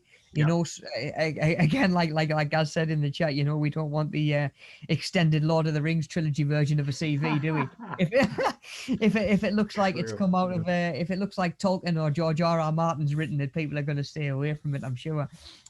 So yeah, try and keep it short, try and keep it concise, because chances are the reality of it is they've got another 100 CVs to look through at the same time, or that's the mindset that you need to be into. You need to get across what you need to say and your best points in the most effective way possible, really. Asking somebody to double check it, you know, check for spelling mistakes, checking for grammar, you know, maybe someone who's got an experience writing CVs or have had feedback on their CV before, you know, they might be able to give you a little bit of feedback, change things around a little bit. And then saving it as a PDF just for emailing out, just to send it out nice and easy to everybody. I'm sure a Word document would be fine as well if that's something that's sort of outside your wheelhouse. But again, it's just making things easy as possible to sort of blanket drop this CV and to get it into the hands of anybody who might be looking for you and your skills. Because until you get your CV in their hands, they don't know that you're out there. Yeah. And I think we're our own biggest critic, but you might genuinely be the best person for the job. So let that person make that decision, and they can only do that with your information. Okay, mate. So if we can roll on to the next slide, buddy. Flying through, man. We're flying through. So what to include? So we've got our contact information, which is just going to be name at your top. You don't need to write the word CV on there because they know that they're looking at a CV. Your full address and your postcode, your contact number and an email address so they can get hold of you as well, so they know where to find you. They can either send you post, they can send you an email, they can send you a text, they can give you a phone call. You don't need to put stuff on really like your age, your date of birth, marital status, nationality, because of course job opportunities should be equal to everybody regardless of those, regardless of nationality, ethnicity, age, especially like your date of birth and stuff like that. Those aren't going to be factored into your suitability for the job, and rightly so as well. So we don't really need to put those on. That's just more stuff for an employer to look at, and it's kind of irrelevant information to them. Then our personal profile that we mentioned, we're going to have a few short lines that sum up who you are and what you hope to do. Maybe like say if you have decided which industry or which direction you'd like to go into, you can say why. And then we're thinking about the job that you're applying for, and what the employer might be looking for on their end as well, which is sometimes hard to sort of match up. You might not be thinking about until you stop and think about it. You might not be thinking about certain things that might be required. Like I say, the Do.Life website's really good for that as well, where it might say, look, we're going to need some kind of customer skills or some kind of customer service skills or something like that. It might be a case of the volunteer work might be working in complaints and stuff like that, and you might be thinking to yourself, okay, I'm used to working with phones, I can sit and deal with incoming calls. What you might not necessarily be thinking of is, right, I might be getting a bit of an earful every day just from everybody, who's ringing up, to complain or whatever. That's something in your own ability to withstand and withstand that sort of pressure is something that you've got to think about as well. So we've got to think about what the employer is going to be looking for within you as well, and then, like I say, trying to, where we can, make your profile sound like you're the right person for the job, especially through a cover letter that we might attach to our CV as well.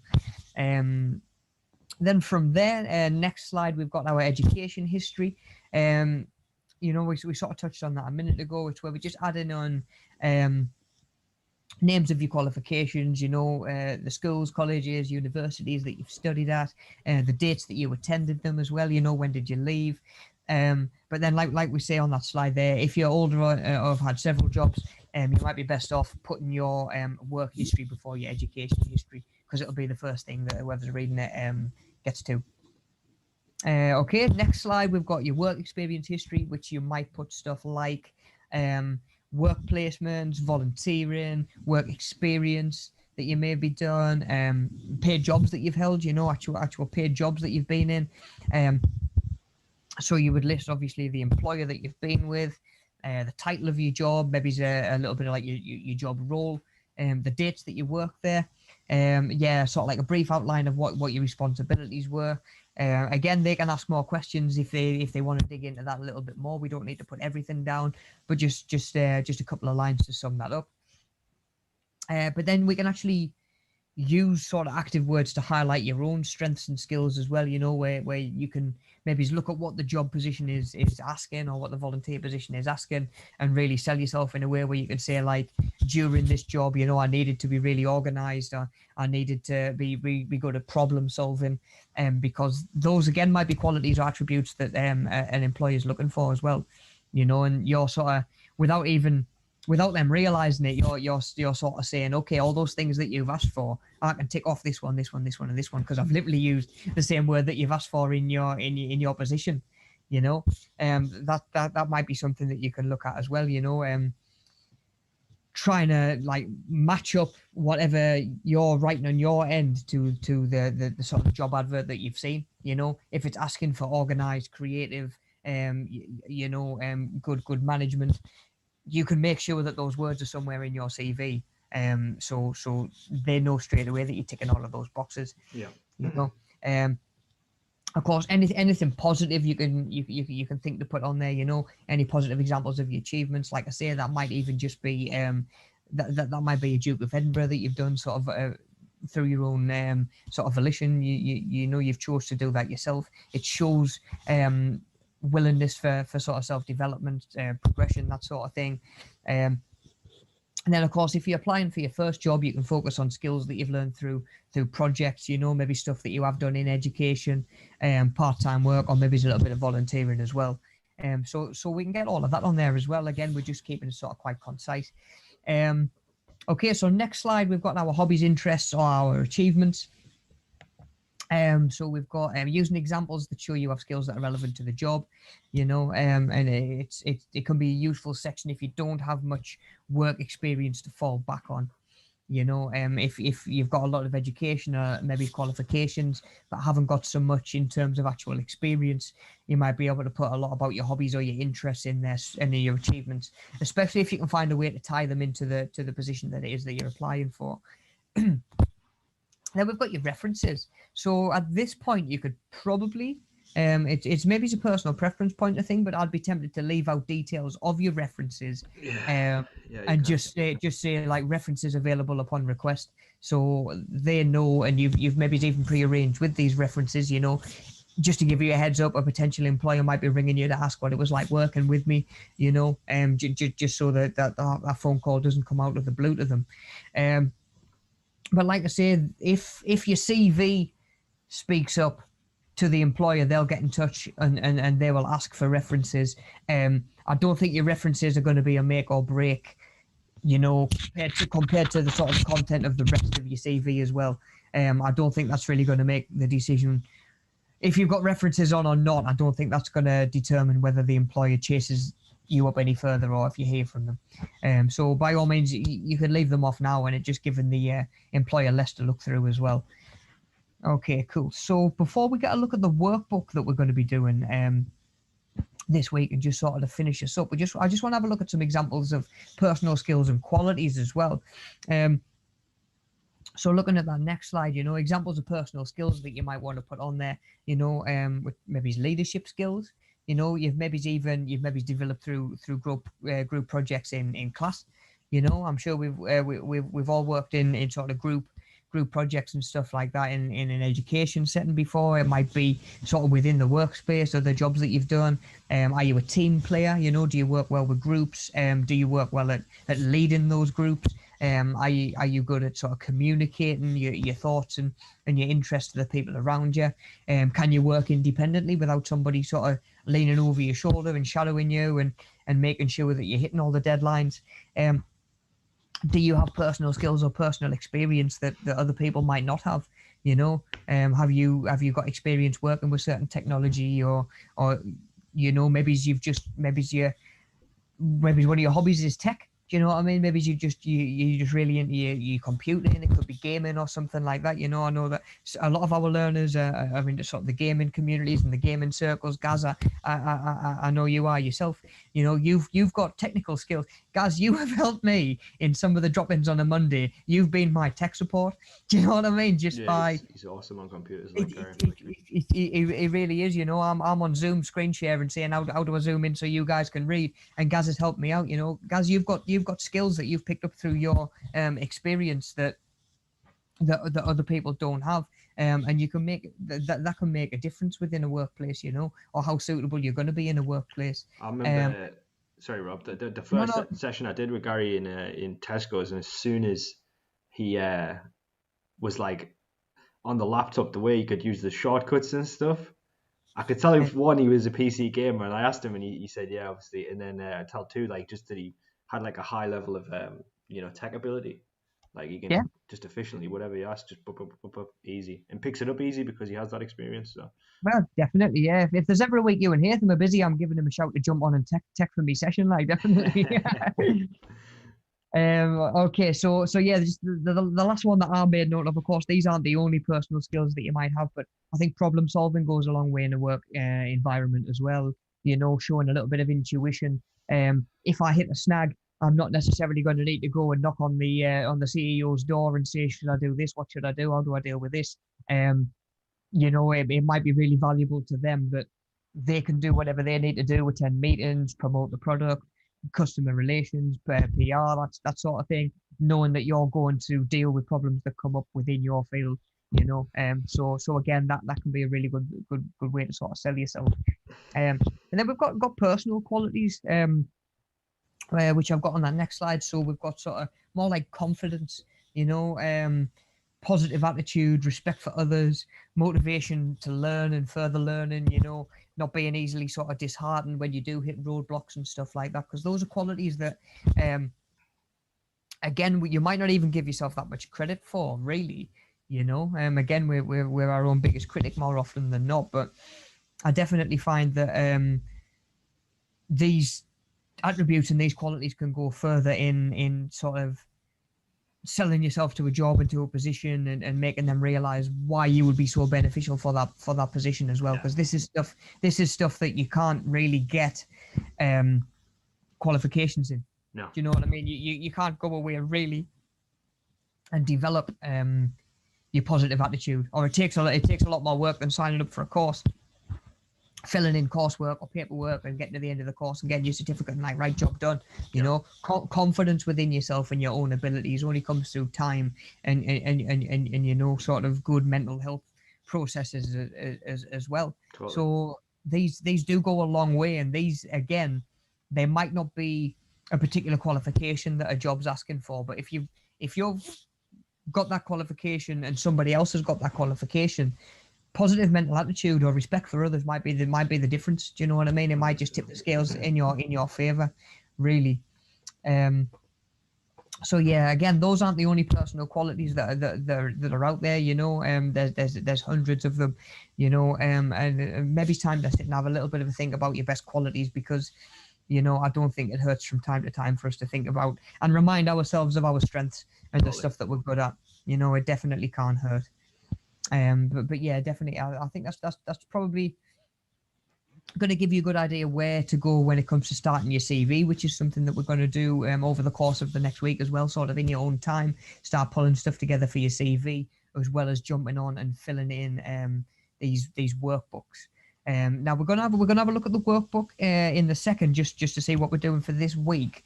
But I want to get a little bit of an eye ahead to the next unit that we are going to do, which is going to be our sort of materials and tools and stuff like that in a practical setting. And the way we're going to do it is through circuit training. Again, it's a really good sort of personal fitness and well-being skill to be able to just put together your own little circuit and understand how they work and why they're beneficial, who they might be beneficial to. But at the same time as well, we're looking at the ways we can take certain materials and resources and use them to make those jobs easier, and give us an idea how going forward into other jobs, other roles, other positions, the use of resources might be really sort of helpful for us. And of course, once we've done it for circuit training, that's a skill that you've developed. That's something else that can go on your CV. I've looked at using resources in a practical environment. Boom, you can add that straight onto your experiences, and pad out that CV a little bit more. So, like I say, before we look at the, I tell you what, buddy, actually, if you don't mind just booting up the workbook for now, actually, we'll do that, and then we'll have a little bit of a preview for next week's session afterwards. So the workbook that we've got is the same one as last week. It's the participating in vocational testers workbook. So what we looked at last week, we looked at different vocational areas, and your homework for last week was to go away and find three vocational areas and 2 jobs within each of those vocational areas. So just as a reminder, that was to say, if you were looking at a hairdressing as the vocational area, we're looking at maybe as a stylist and a color technician. Within a gym, we might be thinking about a personal trainer and maybe even a caretaker, maintenance of machines, because that requires a different skill set altogether, you know, or one of the machines on the gym floor is broken, we need someone to go fix it. You know, that's not, as a PT, I'm not qualified to do that. You know what I mean? I'll lose a finger or something, knowing my luck. So there are jobs within different areas as well. So we did that last week. Now what we're going to do this week, if we can go down to page, I think it's page 3 actually. Yeah. We're going to be looking at no, sorry, it's not page 3. Sorry, buddy, we did that last week as well, looking at different qualities and what would be required for those jobs. So just a reminder of those as well. We were using the doit.life website to go on, find a job within a certain area, and then look at the skills, the knowledge, and the personal qualities that might be required within that. So we did that last week as well. So we're moving on to pages 5 onwards. Yeah. So we've got breaking it down that little bit further. So we've again, you can start fresh if you want, rather than building on what you've already done. If you do want to take what you've already done a little bit further, then by all means do. So we've got, like I say, we've got a section there where we can put the company name in. So we can put in the company name and the location. We can put the job role, and then we can start listing a little bit more information about them as well. So duties and responsibilities, so what the job or what the position is going to require, and then what they are actually looking for, you know, what skills are they looking for, can we get a sentence or two in that box, and then can we use sort of like the grid section that we've got there as well, you know, where we can fill in, you know, must-have qualities, maybe people who it is ideal for, interests that link in well with their activities that link in, so we can put all of that on there as well, and then we can put on not only what skills are required for the position, but what skills might you gain through attaining that position. Yeah. You know, what further development are you going to get, what you're going to work with that you haven't done before. And then we've got there just like a little ticky box section at the bottom where we can actually make a note of when those jobs or when those positions are going to require you to set your time aside for them, really, you know. So is it 2 days a week? Is it a part-time sort of thing? Is it just mornings? Is it going to be alternating where you'll do a morning, you might do an evening as well? And you can just start to pull down information. So rather than going back to the website every time, what did this one need, what did that one need, we're actually going to log it in the workbook as well. So we're going to do those for 1, 2, and 3 different roles within 3 different companies, and that's pretty much all we need to do for this week. Really, just do a little bit more research on the doit.life website, and then, like I say, just start to pull some of this information down into your workbook. Now, remember again, it's not anything that we're actively really pursuing at the minute. If it's stuff that you are interested in, excellent. You know, that's really good. But just for the time being, if you're not seeing anything, especially locally in the area, that jumps out to you, you know, can you find something that interests you that's a little bit further afield, given that we're not necessarily applying for these and pursuing them? We're just trying to get used to the process of going through the process, really. But yeah, that'll do for the workbook for this week. And then of course we're going to start pulling together stuff for your CV as well. So even that might just be knocking up a Word document and just jump on and add a couple of bits whenever you think of them, you know, anytime over the next week. Just start pulling bits together for your CV.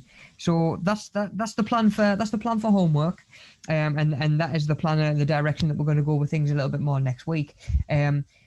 Just a little bit of a look forward to some of the other units that we're going to be doing. We want to start getting our head around circuit training, which, you know, I've talked about sort of a little bit because I've obviously got experience doing them. We mentioned them quite early at the start of the session. But if we can just drop back over onto the you've already done it, like the stream's literally just jumped back over there, Timon. So back onto the PowerPoint, we've got circuit training, which is going to let us use our resources and get our head around developing resources for purpose, you know, because resources are only as good as they are suitable for the job that you need them to do. You know, sometimes a really good resource might be really beneficial to you in some circumstances, but not in others. So picking out where we need certain things as well, and the benefit that we're going to get from those resources. So for those of you who have never really heard of circuit training or done circuit training before, Circuit training really is a combination, normally more than six. Otherwise, I would just call it like a giant set. To be honest, kind of like a superset is going to be 2 exercises done back to back. Like a giant set is going to be up to 5, really. Although you will hear circuits used in the sense of like shorter circuits, like 3 exercises or something like that, but that's just like a bigger set sort of thing. But normally it's going to be 6 or more exercises performed with short rest period between them, either for a set number of reps. So you might pick up your weight and you might do 20 overhead presses and then move on to the next one, or you might do a certain amount of time. So you might do those reps for 20 seconds or 60 seconds, whatever it might be, and then you might move on to the next one. And you can do multiple different circuits in one training session. I used to do I know technically they were more like I would say triple sets, which is just 3 exercises done together. That would be the way that I would train quite a lot. I've talked about being pushed for time between PT sessions and trying to get food in as well, and planning PT sessions and planning classes and stuff like that as well. So I would more often than not, if I wanted to do triceps, if I had half an hour to jump on and do some tricep work, I would pick 3 tricep exercises and just do them back to back, and do them as a circuit. Then once I've done my triceps, I might jump on and do biceps as well, totally separate as its own individual circuit, all within the same training session. Because one circuit might burn out one muscle group, and then you've got other muscle groups that are still quite fresh, so you might get more in if you've got the time to do it. At the same time, I found it was a good way to hit a lot of big exercises, a lot of big, what we call compound exercises that are using a lot of muscle at once, to really bring the heart rate and spike the heart rate up and not give you much chance to sort of recover and to get that recovery in between. So you might plan your circuits so all of your muscle groups are getting worked, and as opposed to just targeting one sort of area. So again, we've got a lot of flexibility, which is one of the beauties of circuit training. It was always one of my favorite things about circuits. So circuit training is normally going to involve anywhere between 6 to 12 exercises. That should be structured in a way that enables you to keep performing the exercises with good technique, but short rest intervals as well. So, for example, if my circuit was full body, I wouldn't put in, say, a shoulder exercise, like an isolation maybe, where we're just going to work like the front of your shoulder, and then put in a really heavy lift that is going to require another 60 seconds of using that muscle, probably more so, and that muscle's already tired. Your form's going to go, you're more likely to injure yourself. Move that exercise further round into your circuit. Can you put a legs exercise in between? So you do shoulders, legs, then by the time you get to your next shoulders, your muscles have recovered a little bit and your form's going to be a lot better and you're going to do things safer. So of course we've got to do this all, and we've got to do it safe as well. And we've got to, like I say, keep rest intervals quite short to keep that heart rate up. Which we can see a little bit more of on the next slide that we've got there, which is pretty much the last slide to look at for today. So we've got circuit training is very time effective, like I've said, making it a popular method of training. Heart rate's going to be elevated and stay elevated throughout due to short rest periods. I would see people that were trying to lift weight for weight loss, but they were doing strength training, so they'd lift really heavy and then stand around for 5 minutes and wait till they were fresh again. I'm like, well, you've let your heart rate's come back down to a resting point there. Yeah. So you're not still at that elevated point of burning. Like if you can move on and do something else, again, it could be a different muscle group. I used to do supersets that were sort of contradictory. So I would do sort of a back exercise and then a chest exercise, muscles that normally work opposite of each other, biceps and triceps and stuff like that. So I would make sure that while one muscle was working, the other one was getting a chance to rest, but I wasn't resting for long enough altogether for my heart rate to come straight back down, And at the end of the day, work short rest periods, working large muscles and larger muscle groups burns more calories at the end of the day, which for a lot of us, not for everybody, but for a lot of us, that is one of the main reasons why we're training. Maybe it's to enjoy certain things in our diet that we maybe couldn't allow ourselves if we weren't making the sort of the fitness sacrifices as well, and putting the work in. You've maybe got to burn off that slice of birthday cake that you had at a birthday party, or anything like that.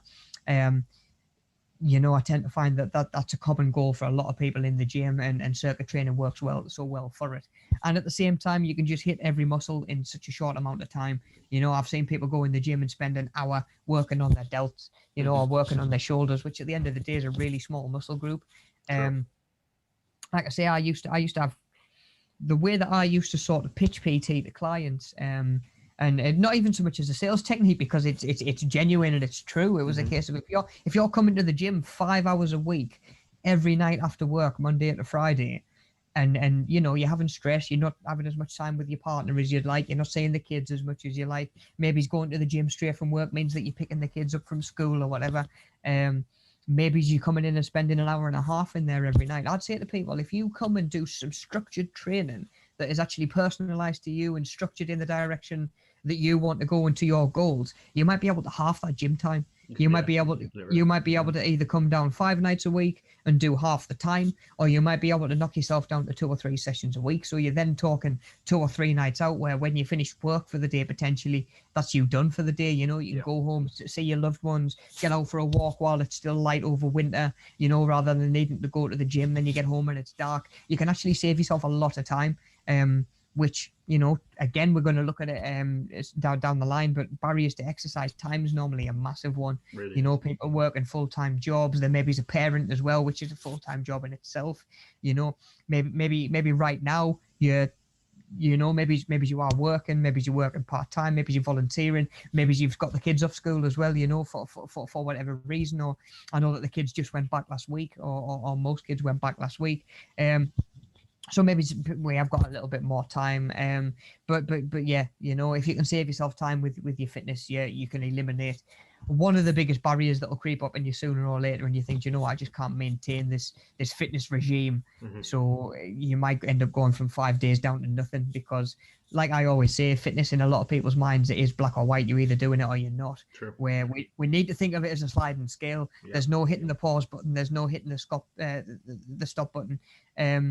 You're either making progress, or if you're not making progress, chances are you're stagnating and eventually moving back over as well. So if you can keep yourself if you can drop to 1 or 2 days a week, you've still got your foot in, haven't you? You've still got that switch flicked on, which is massive, while you're still working on that, sliding scale mentality, rather than, it's black or white. I'm on the wagon or I'm off the wagon. True. Good okay. So you'll notice here as well that a lot of the examples of exercises in circuits, there might be some of them that you've never heard of before. If you're doing the fitness videos that we have uploaded and that we attach at the end of every video, you probably will encounter all of these at some point. They won't be so alien to you by the end of the course, that's for sure. So we've got a jump squat, which is using pretty much all your leg muscles. Press ups, which is a big upper body exercise. In high knees, which is marching on the spot. You've got your arms moving. You're getting as much range of movement on your knees as you can. The plank, although it's not an exercise where you actually move anywhere, the tension and the strain and the hard work comes from not moving anywhere, because you're working against gravity. All you're doing is trying to hold a position, and more often than not, you've got pretty much your entire body engaged. And like I'm saying, if you've got your entire body engaged, you're going to burn a lot more calories than if you've just got one muscle engaged. So yeah, that's why we see in these big exercises coming in that are utilizing a lot of the body all at once. Side lunges, shoulder pressing, where we're using a lot of upper body muscles as well. Step ups, where you're either using stairs or using like a proper fitness box in the gym. Upright row, again, it's what we call a compound exercise, so it's not an isolation.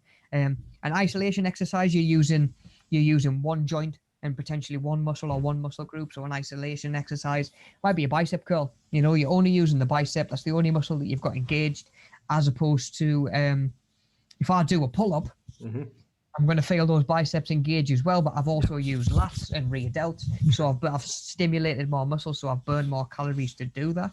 So then bigger exercises are usually more beneficial to you. which is why burpees.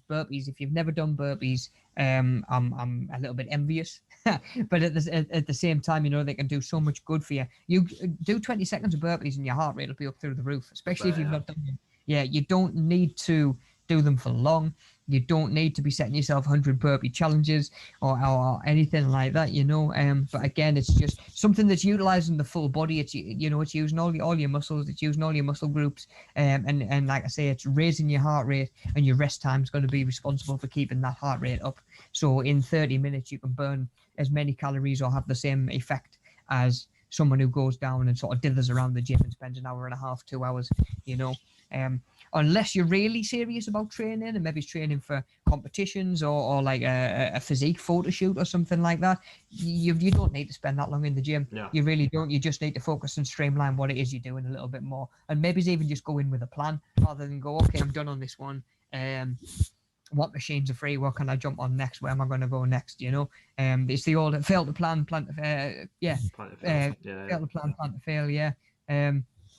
So it's all ways that we can get most out of our training, and again, in time, we're going to look at resources and materials and tools that we can use to help this circumstance of circuit training and help us as instructors, which is the position that we're going to be in, hypothetically, Yeah. helping this class run effectively, keeping everybody safe, and like I say, how those extra tools and materials can help us do that. But that's for the future. That's for down the line. You've got enough to work with this week. Like I say, just get used to that website. Do it.life. And like I say, work on your workbook and just pulling stuff together for your CV. And we'll dive into this stuff a little bit more in a session or two's time. Other than that, that'll about do us for today. I've of course got the important info slide there as well. If we could just have a quick look, just for anybody coming back again, rather than have to listen through 2 hours worth of me and Daniel sort of talking, you might be able to just come on, go to that slide, right? Okay, boom, I need to do pages 5, 6, 7 on my workbook this week. Nice and straightforward, and we're beginning to plan our own CV. And of course, having a bit of a mess around on that website as well. As always, if you don't mind, just attending, not even 30 seconds to be honest, to just do the short survey that's attached to the session. Your feedback's really important to us. It helps let us know what we're doing well, and of course areas where we can improve, as we're always looking to. And it gives us information that we can use on some of the paperwork as well. So we haven't got to ring you in a couple of weeks' time and say, oh, I need a little bit of feedback on this session. If it's on the CV, it's less. I kind of don't need to hassle you pretty much to get the information from you, Yeah. and then I can just sort of busy away with that sort of stuff on my end.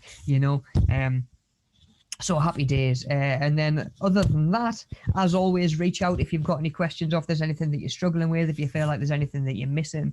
And we will be back next Wednesday, same time, to go that one step further and get a bit of a deeper look into some of these units as well. So plenty to look forward to as well, plenty of interesting stuff coming up. Have you got anything to add, buddy, before we wrap up? No, yeah. So we'll just we'll go for a quick break and then we'll whack the video on and the survey is in the description as you mentioned there, mate. And I think that's pretty much it, to be honest. Yeah. Yeah, cool, excellent, buddy. So as always, if you're in a position to jump up and try the fitness class now, by all means do. Give it a go, and maybe play yourself a bit of space while we like you say, just go to pause screen. Or again, come back to it later on in the week when you've maybe psyched yourself up a little bit more. The couple that we've done in these first two sessions have been quite sort of just easing you into the work and easing you into being a little bit more active, because I'm sure a lot of us have spent the last year being a little bit more sedentary than normal. Oh, you do, yeah. Cool. Brilliant. Right, so that'll do it from me, guys. Stay safe, take it easy, and I'll see you guys next week. Yeah. See you in a bit, guys.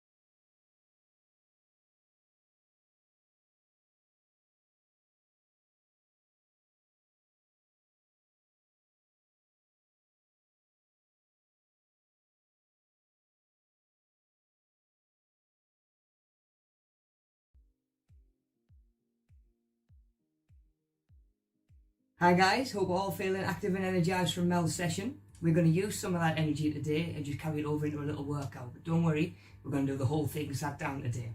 Yeah, so what we're going to need a chair. Even if you use the edge of the couch and just scoot yourself up towards the edge. I'm using a drum stool.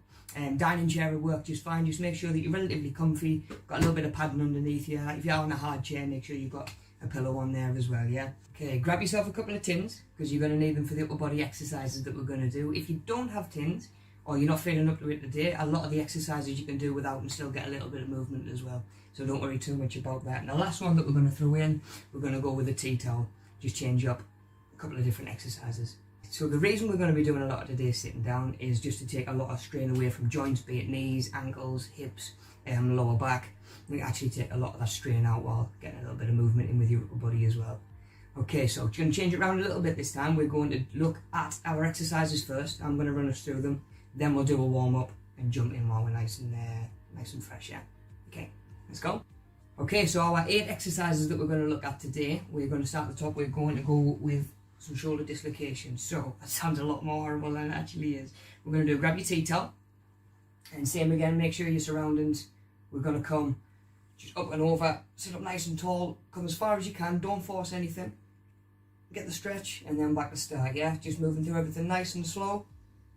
You might feel like you get a little bit further each time. It might take a little bit longer. There we go, and then you'll get more of a stretch if you bring those hands in, but you'll find that you can't quite come as far. Yeah, so come as wide as you need to, up and over, just keep that back nice and flat.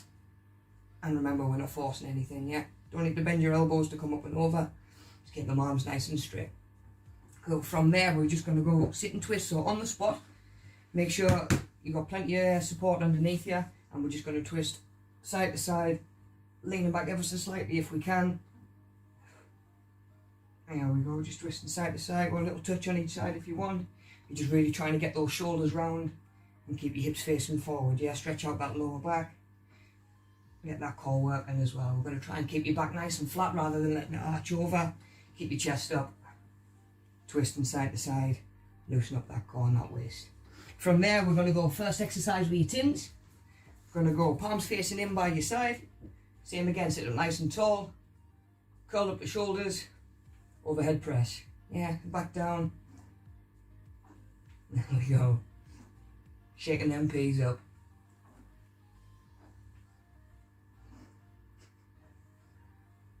There we go. Go. Nice and simple from there. Just make sure you're not relying on the swinging. You want it nice and controlled, coming from the bicep and then the front delt on the front of your shoulder.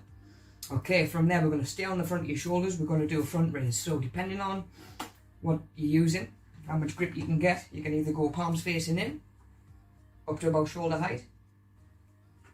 Same again, nice and controlled. Or you can go palms down. There you go, probably have to grip that a little bit harder. So give that one a go if you're feeling up to it. There we go. From there, we are going to go onto the back of your arm. So we're going to go onto triceps. So we're going to come back into that, both chins above the head, and then we're going to come down the back, nice and controlled. If I just spin sideways. There you go. So you're keeping your upper arm straight up, rather than letting it pull forward every time. Keep your upper arm pointing towards the ceiling. Just hinge at that elbow. Same again, back's nice and flat. From there, we're going to go into side raise. So we've got your palms back by your side, facing in. Make sure we've got a good grip. We can come up. Same again, stop about shoulder height. We're trying to raise with the outside of your shoulder. Come up too high, and this muscle here starts to take over. So we're just going to be nice and controlled, trying to isolate that muscle that we're trying to work. Same again, you can go palms in, you can go palms out if you want. And there we go, just hit a few different angles, change it up. Cool, side raise is done. So from there, and a little seated can. So what we're going to do, we're going to bring one knee up, kick it out, hold for a second, and bring it back in nice and controlled. So we've got that hip flexor working, we're kicking out, your quadriceps working, we're getting a stretch on them hamstrings as well, yeah? So just nice and controlled, we're going to be knee up, kick it out, we'll get a little bit of that lower core engagement as well. If you can bring your knee up and across to meet your elbow as well. Just get that upper body moving a little bit. working on that coordination as well. Yeah, so same again, getting your shoulders round if you can. If not, just work on that up, hold for a second, nice and controlled, get it as straight as you can. Probably feel a little pull on them hamstrings, and then back down. So although we're doing the whole session sat down, we can get them legs involved as well. Okay, from there, last one that we're going to look at, one that's usually pretty neglected, is going to be grip strength. Yeah, so obviously today we're trying to get all those joints moving, including the smaller ones on your hands. So what we're going to do, we're going to take the tea towel, we're going to wrap it up in one hand, then all you're going to do, slowly try and work it up and get the full thing in one hand. You can feel them forearm muscles work straight away. Try and do it all with one hand if you can. And then when you're done, give it a little squeeze, just swap it across to the other side, same again. Bring it in. Don't worry too much about the time. There you go, get a good grip, give it a good squeeze when you've got as much as you can. Feel them forearm muscles tense up. And then same again, just across to that other side again. There we go, getting as much in your hand as you can. There you go, and really feel all those little joints moving there as well. We've got them forearm muscles working. Okay, so that's our 8 exercises. Let's get a little warm up done, we'll make a start.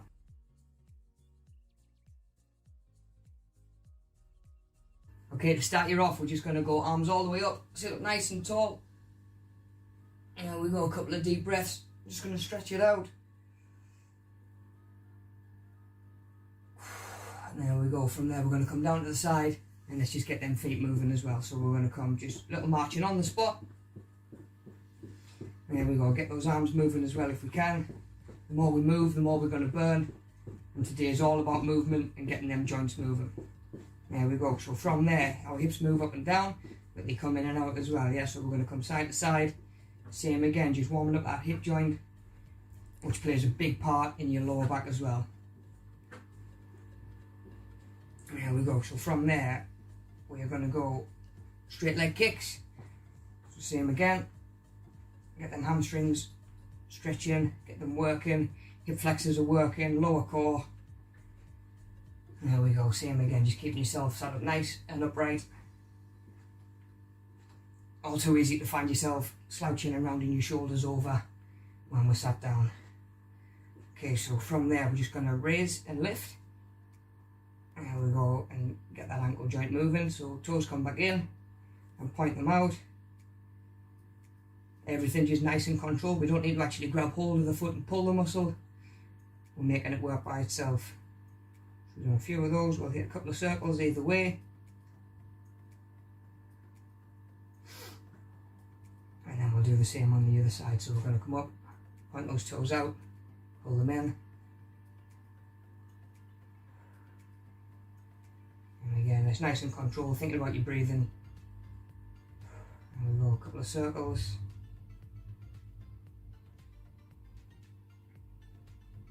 Okay, so we've done a little bit with your ankles, your knees, your hips. Just keep working our way up the body. So we're just going to do a little twist side to side. Get those shoulders round. There we go, we'll just do a couple, loosen up that lower back. Don't have to come as far as we're going to do during our working sets. Same again, just warming up that lower back and loosening it up a little bit. And from there, we're going to work up the body. So we're going to come, there we go, getting that shoulder joint moving. Shoulder blades can come backwards and forwards rather than staying in one place. Actually try and squeeze them back towards each other, opening up that chest. There we go. From there, we're going to come across, hands onto shoulders, get a few circles. Same again, feeling those shoulder blades move. A couple either way.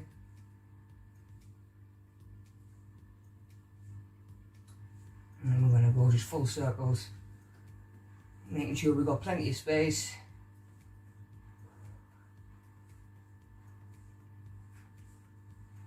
Same again, either way. And there we go, just have a quick little look over each shoulder, get them traps warmed up, get that neck moving, chin to chest, and up the ceiling a couple of times. Nearly there, just worked our way bottom up to the top. And there we go, that'll do us. Little warm up done. Grab a drink, have a breather, and we'll get this first round done. The plan for today, like I say, make sure we've got our tins, we've got our tea towel, we've got something to sit on that's not just your bum. we are going to do 45 seconds per exercise and rest for about 15 in between. So we've got plenty of time to just work our way through the sets nice and slow, nice and controlled, feeling the muscles moving that we're trying to work, rather than just trying to hit the ground running and blast ourselves for 20 seconds or so. Okay, so we're going to go 3 times through, and we're going to rest about a minute at the end of each one. So you'll see them again, just be a chance for you to catch your breath, get a breather, get a drink, and we'll have a minute and we'll jump back into the next one. Okay, right, let's get this first round done. Okay, so shoulder dislocation, so we're going to be up, got our tea towel in either hand, up and over.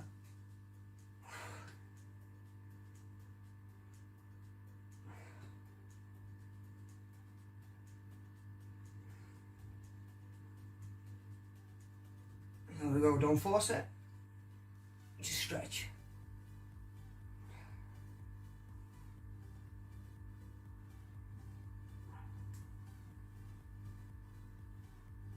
Remember, we can come a little bit closer, grip if we want.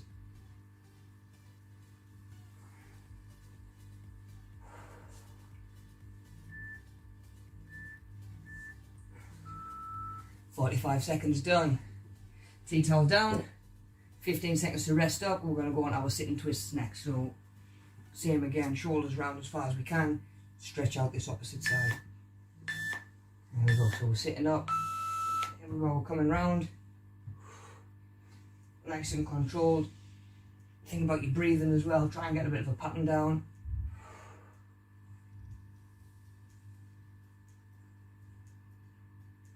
If you're looking for a way to make them any harder, you can always try feet up. There we go, but if you need to, just keep them feet down. We're lucky that my feet actually reach the floor here, otherwise I'd have to do them feet up. There we go, so side to side. Feel that stretch down your side, lower back's working.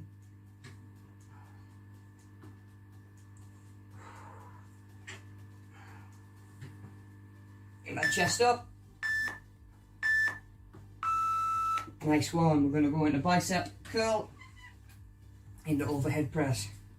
So the palms in, and palms out. We go palms out, we've got a twist. Palms in, straight up.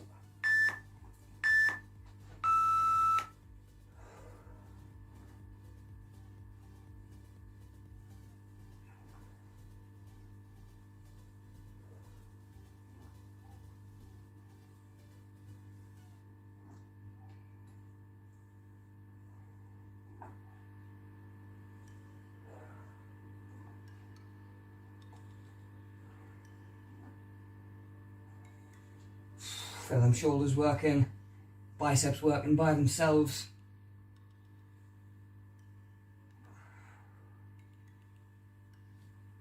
And say just as slow as you need to be.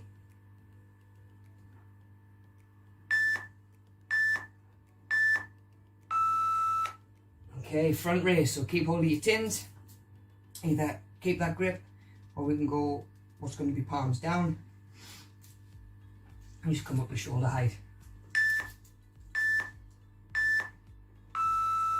Again, nice and controlled, little pause at the top.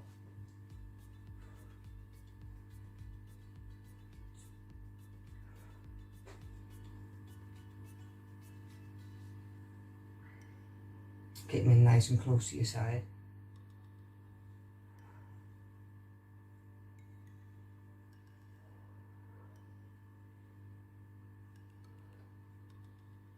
So just make sure they're not swinging.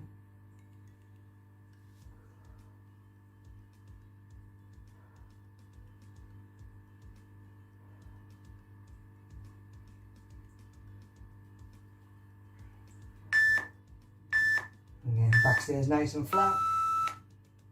Overhead extension, so we're going to be up, moving down the back, just hinging at the elbow.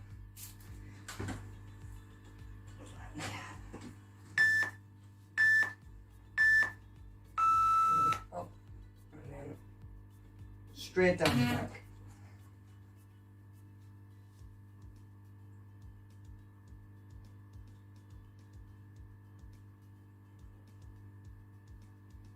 Isolate them triceps right down the back of your arm.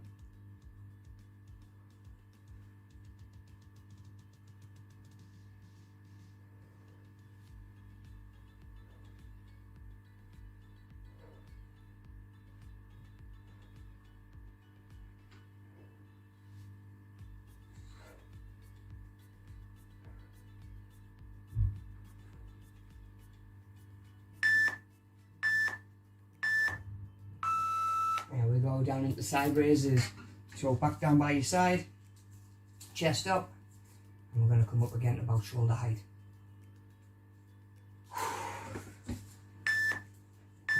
So back nice and flat. And we'll make sure we've got a good grip.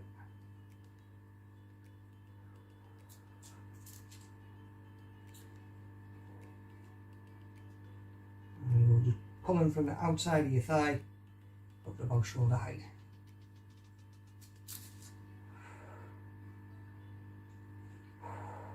And we can always go palms out.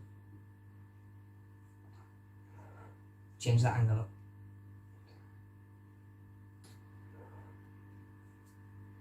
Always nice and slow. All about that control.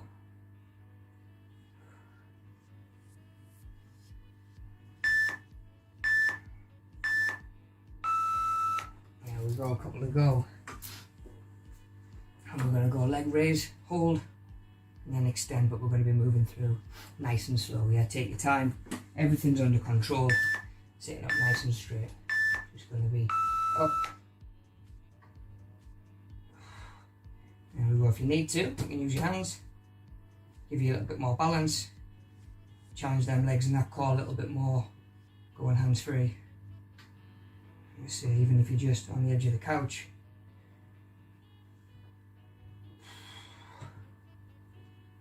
There we go. Knees are working. Hips are working. Maybe you can come across as well. If you want to just get that little bit more movement.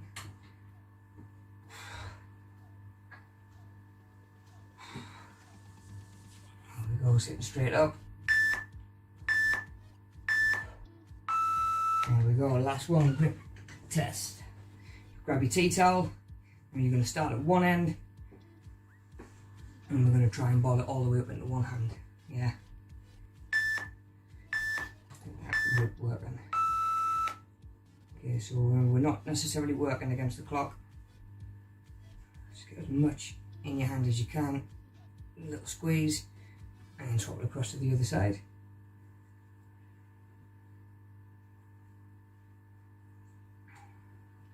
There we go, it's a good one you can do just by yourself as well. A little squeeze, and then across.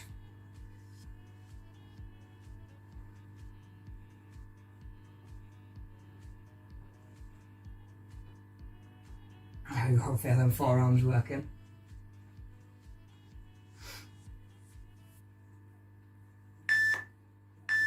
There we go, give it a squeeze. There we go, done.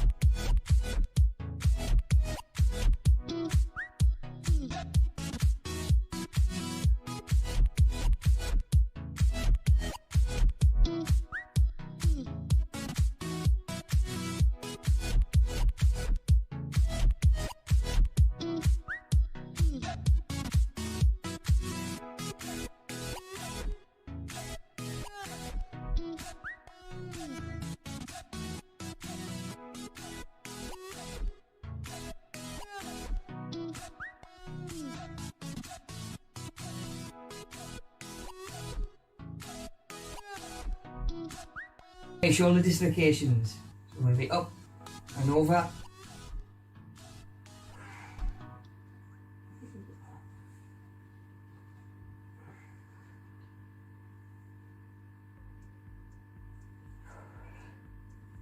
Remember, just as far as comfortable.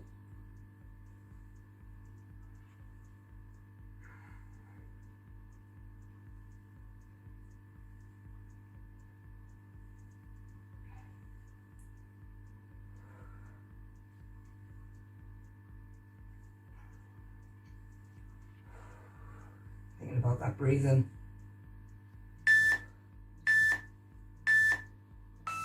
Okay, second one, sit and twist. And again, make sure you got grounding and we're back. We're going to twist side to side. Stretch those obliques. Okay, so we're back.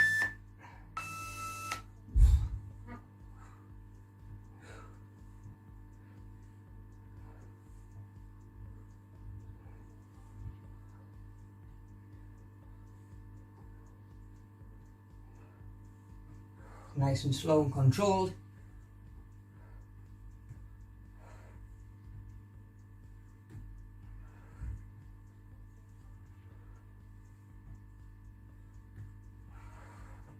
Hit that back flat.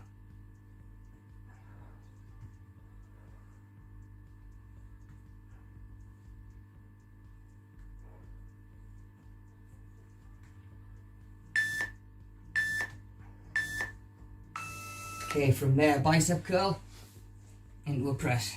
Put your palms facing in. I'm going to come up and drive straight up. Hitting that back flat.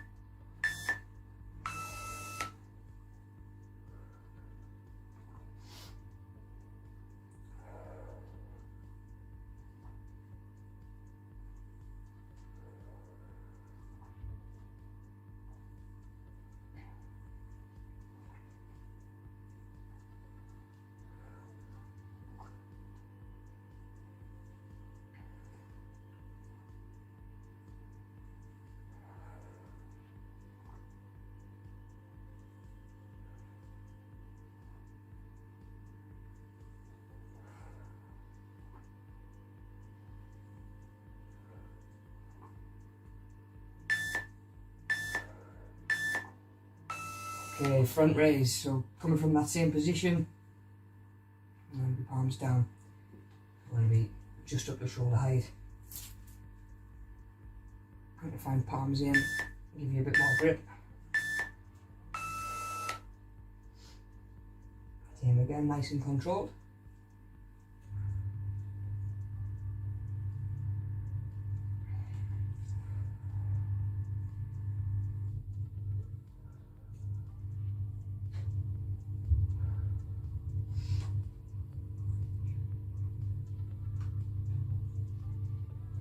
Always sit yourself up nice and tall, don't let that back arch.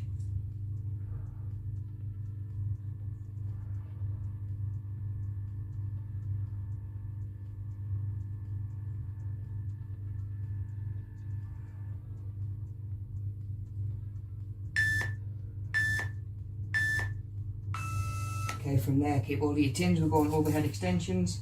We're going to be up and then bending around the back and the head. Okay, same again, back's nice and flat. Keep that upper arm up.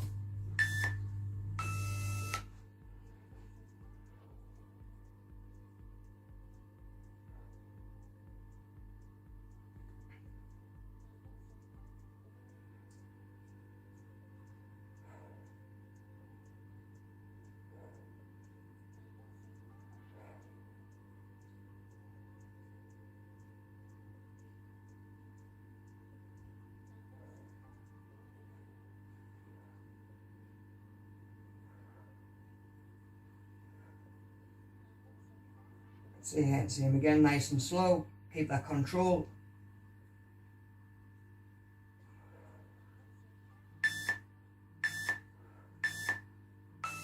Okay, getting there, side raises. So we're going to come back up by your side, palms facing in, and we're going to be up to about shoulder height, just pulling away from the body. Okay, nice and controlled.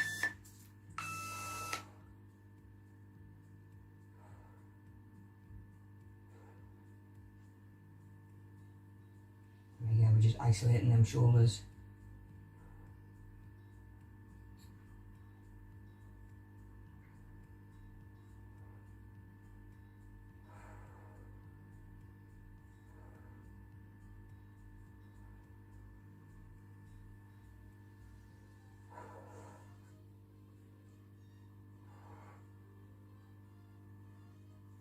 And we'll feel them shoulders working.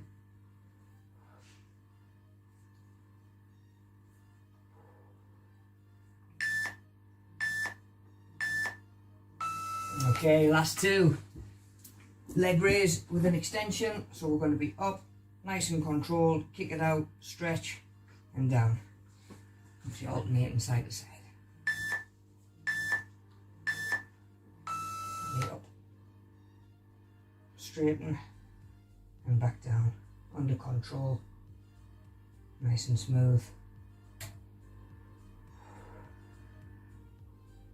Same again, got to work that a little bit harder if you're not grabbing or holding onto anything for balance.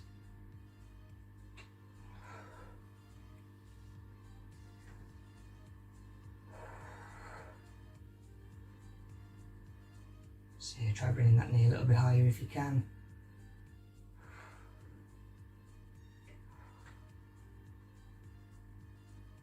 There you go, got the knees working.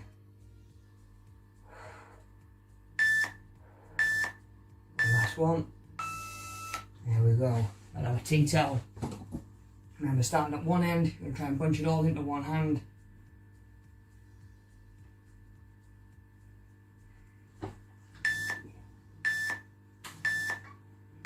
Change it up. Remember, we're alternating side to side. Doing one side first, just get as much as you can. With a good squeeze, and then release. I'm going to do the same on the other side.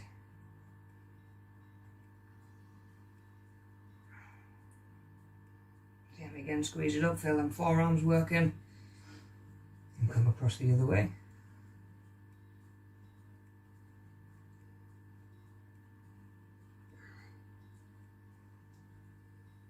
Squeeze and swap.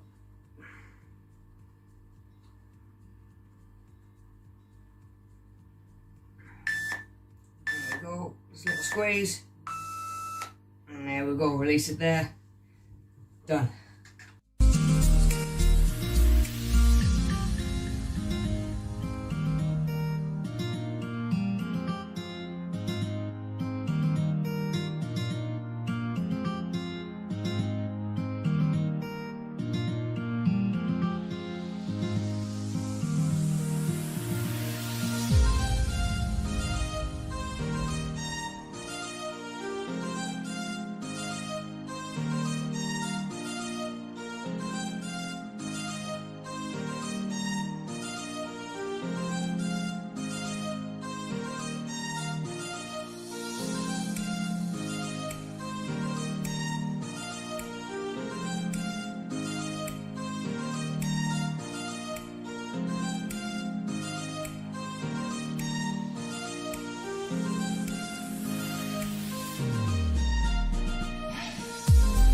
Be up and over.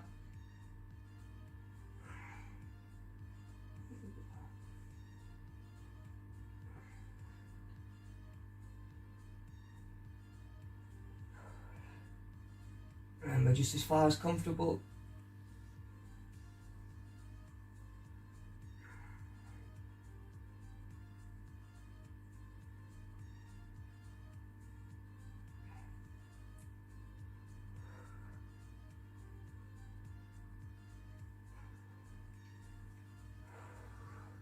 About that breathing.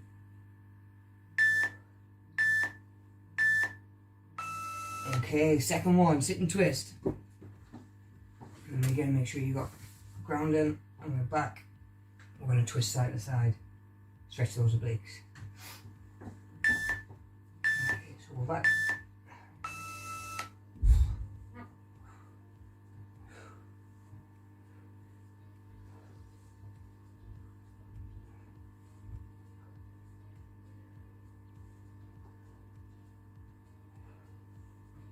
Nice and slow and controlled.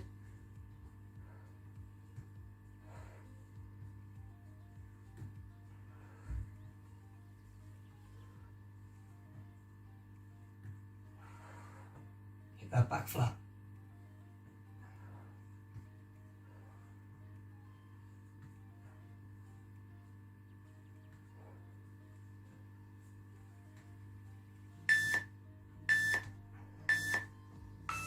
Okay, from there, bicep curl into a press.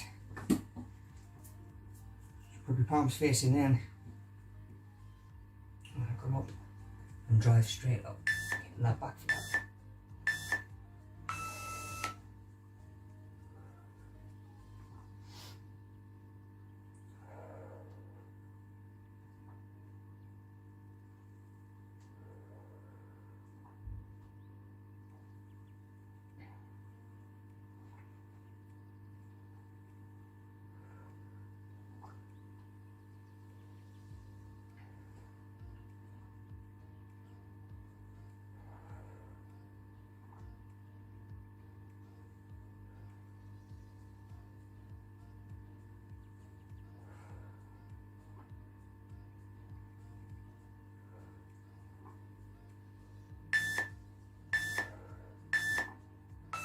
Okay, front raise. So coming from that same position, I'm going to be palms down.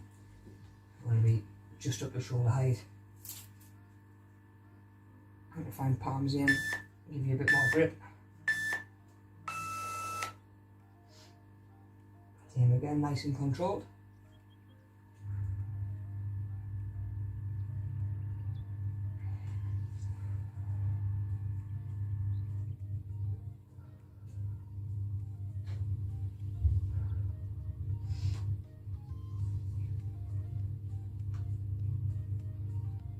And always sit yourself up nice and tall. Don't let that back arch.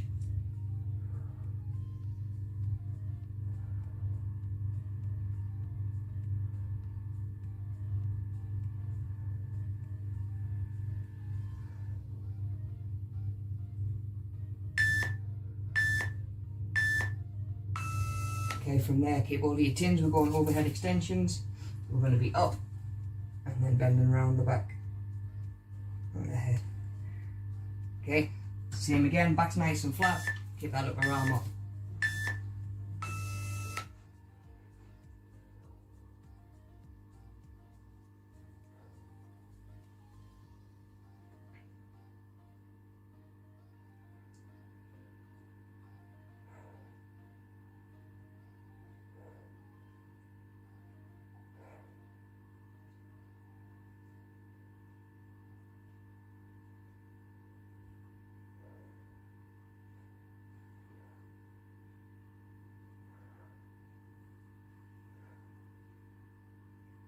Same again, nice and slow.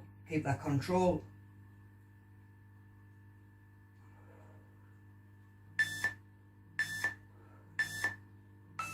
Okay, getting there, side raises. So we're going to come back by your side, palms facing in, and we're going to be up to about shoulder height, just pulling away from the body. Okay, nice and controlled.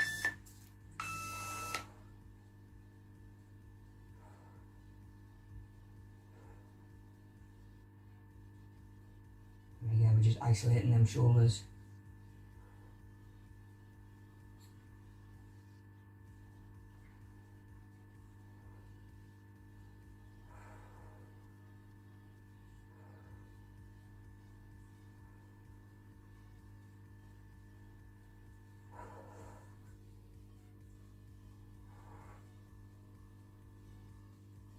There we go, feel them shoulders working.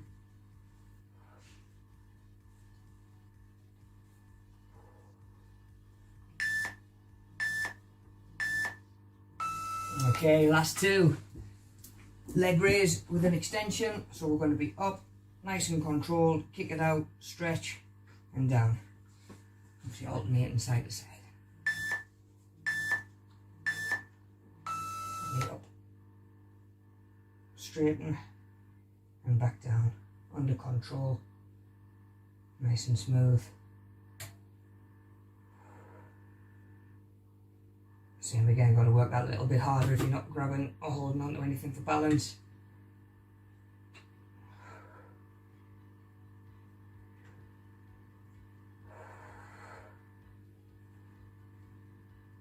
So try bringing that knee a little bit higher if you can.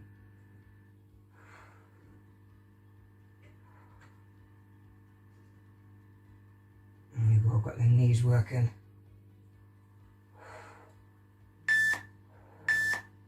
Last one. There we go. I'll have a tea towel. Remember, starting at one end, you're going to try and bunch it all into one hand.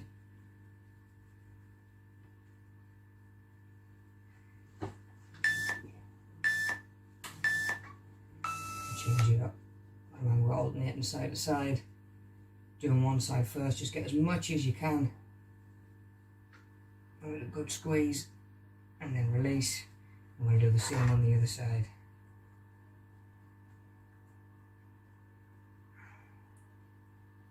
Same again, squeeze it up, feel them forearms working, and come across the other way.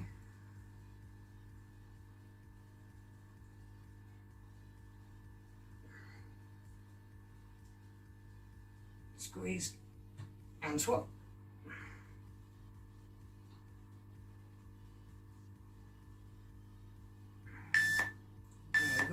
Just a little squeeze.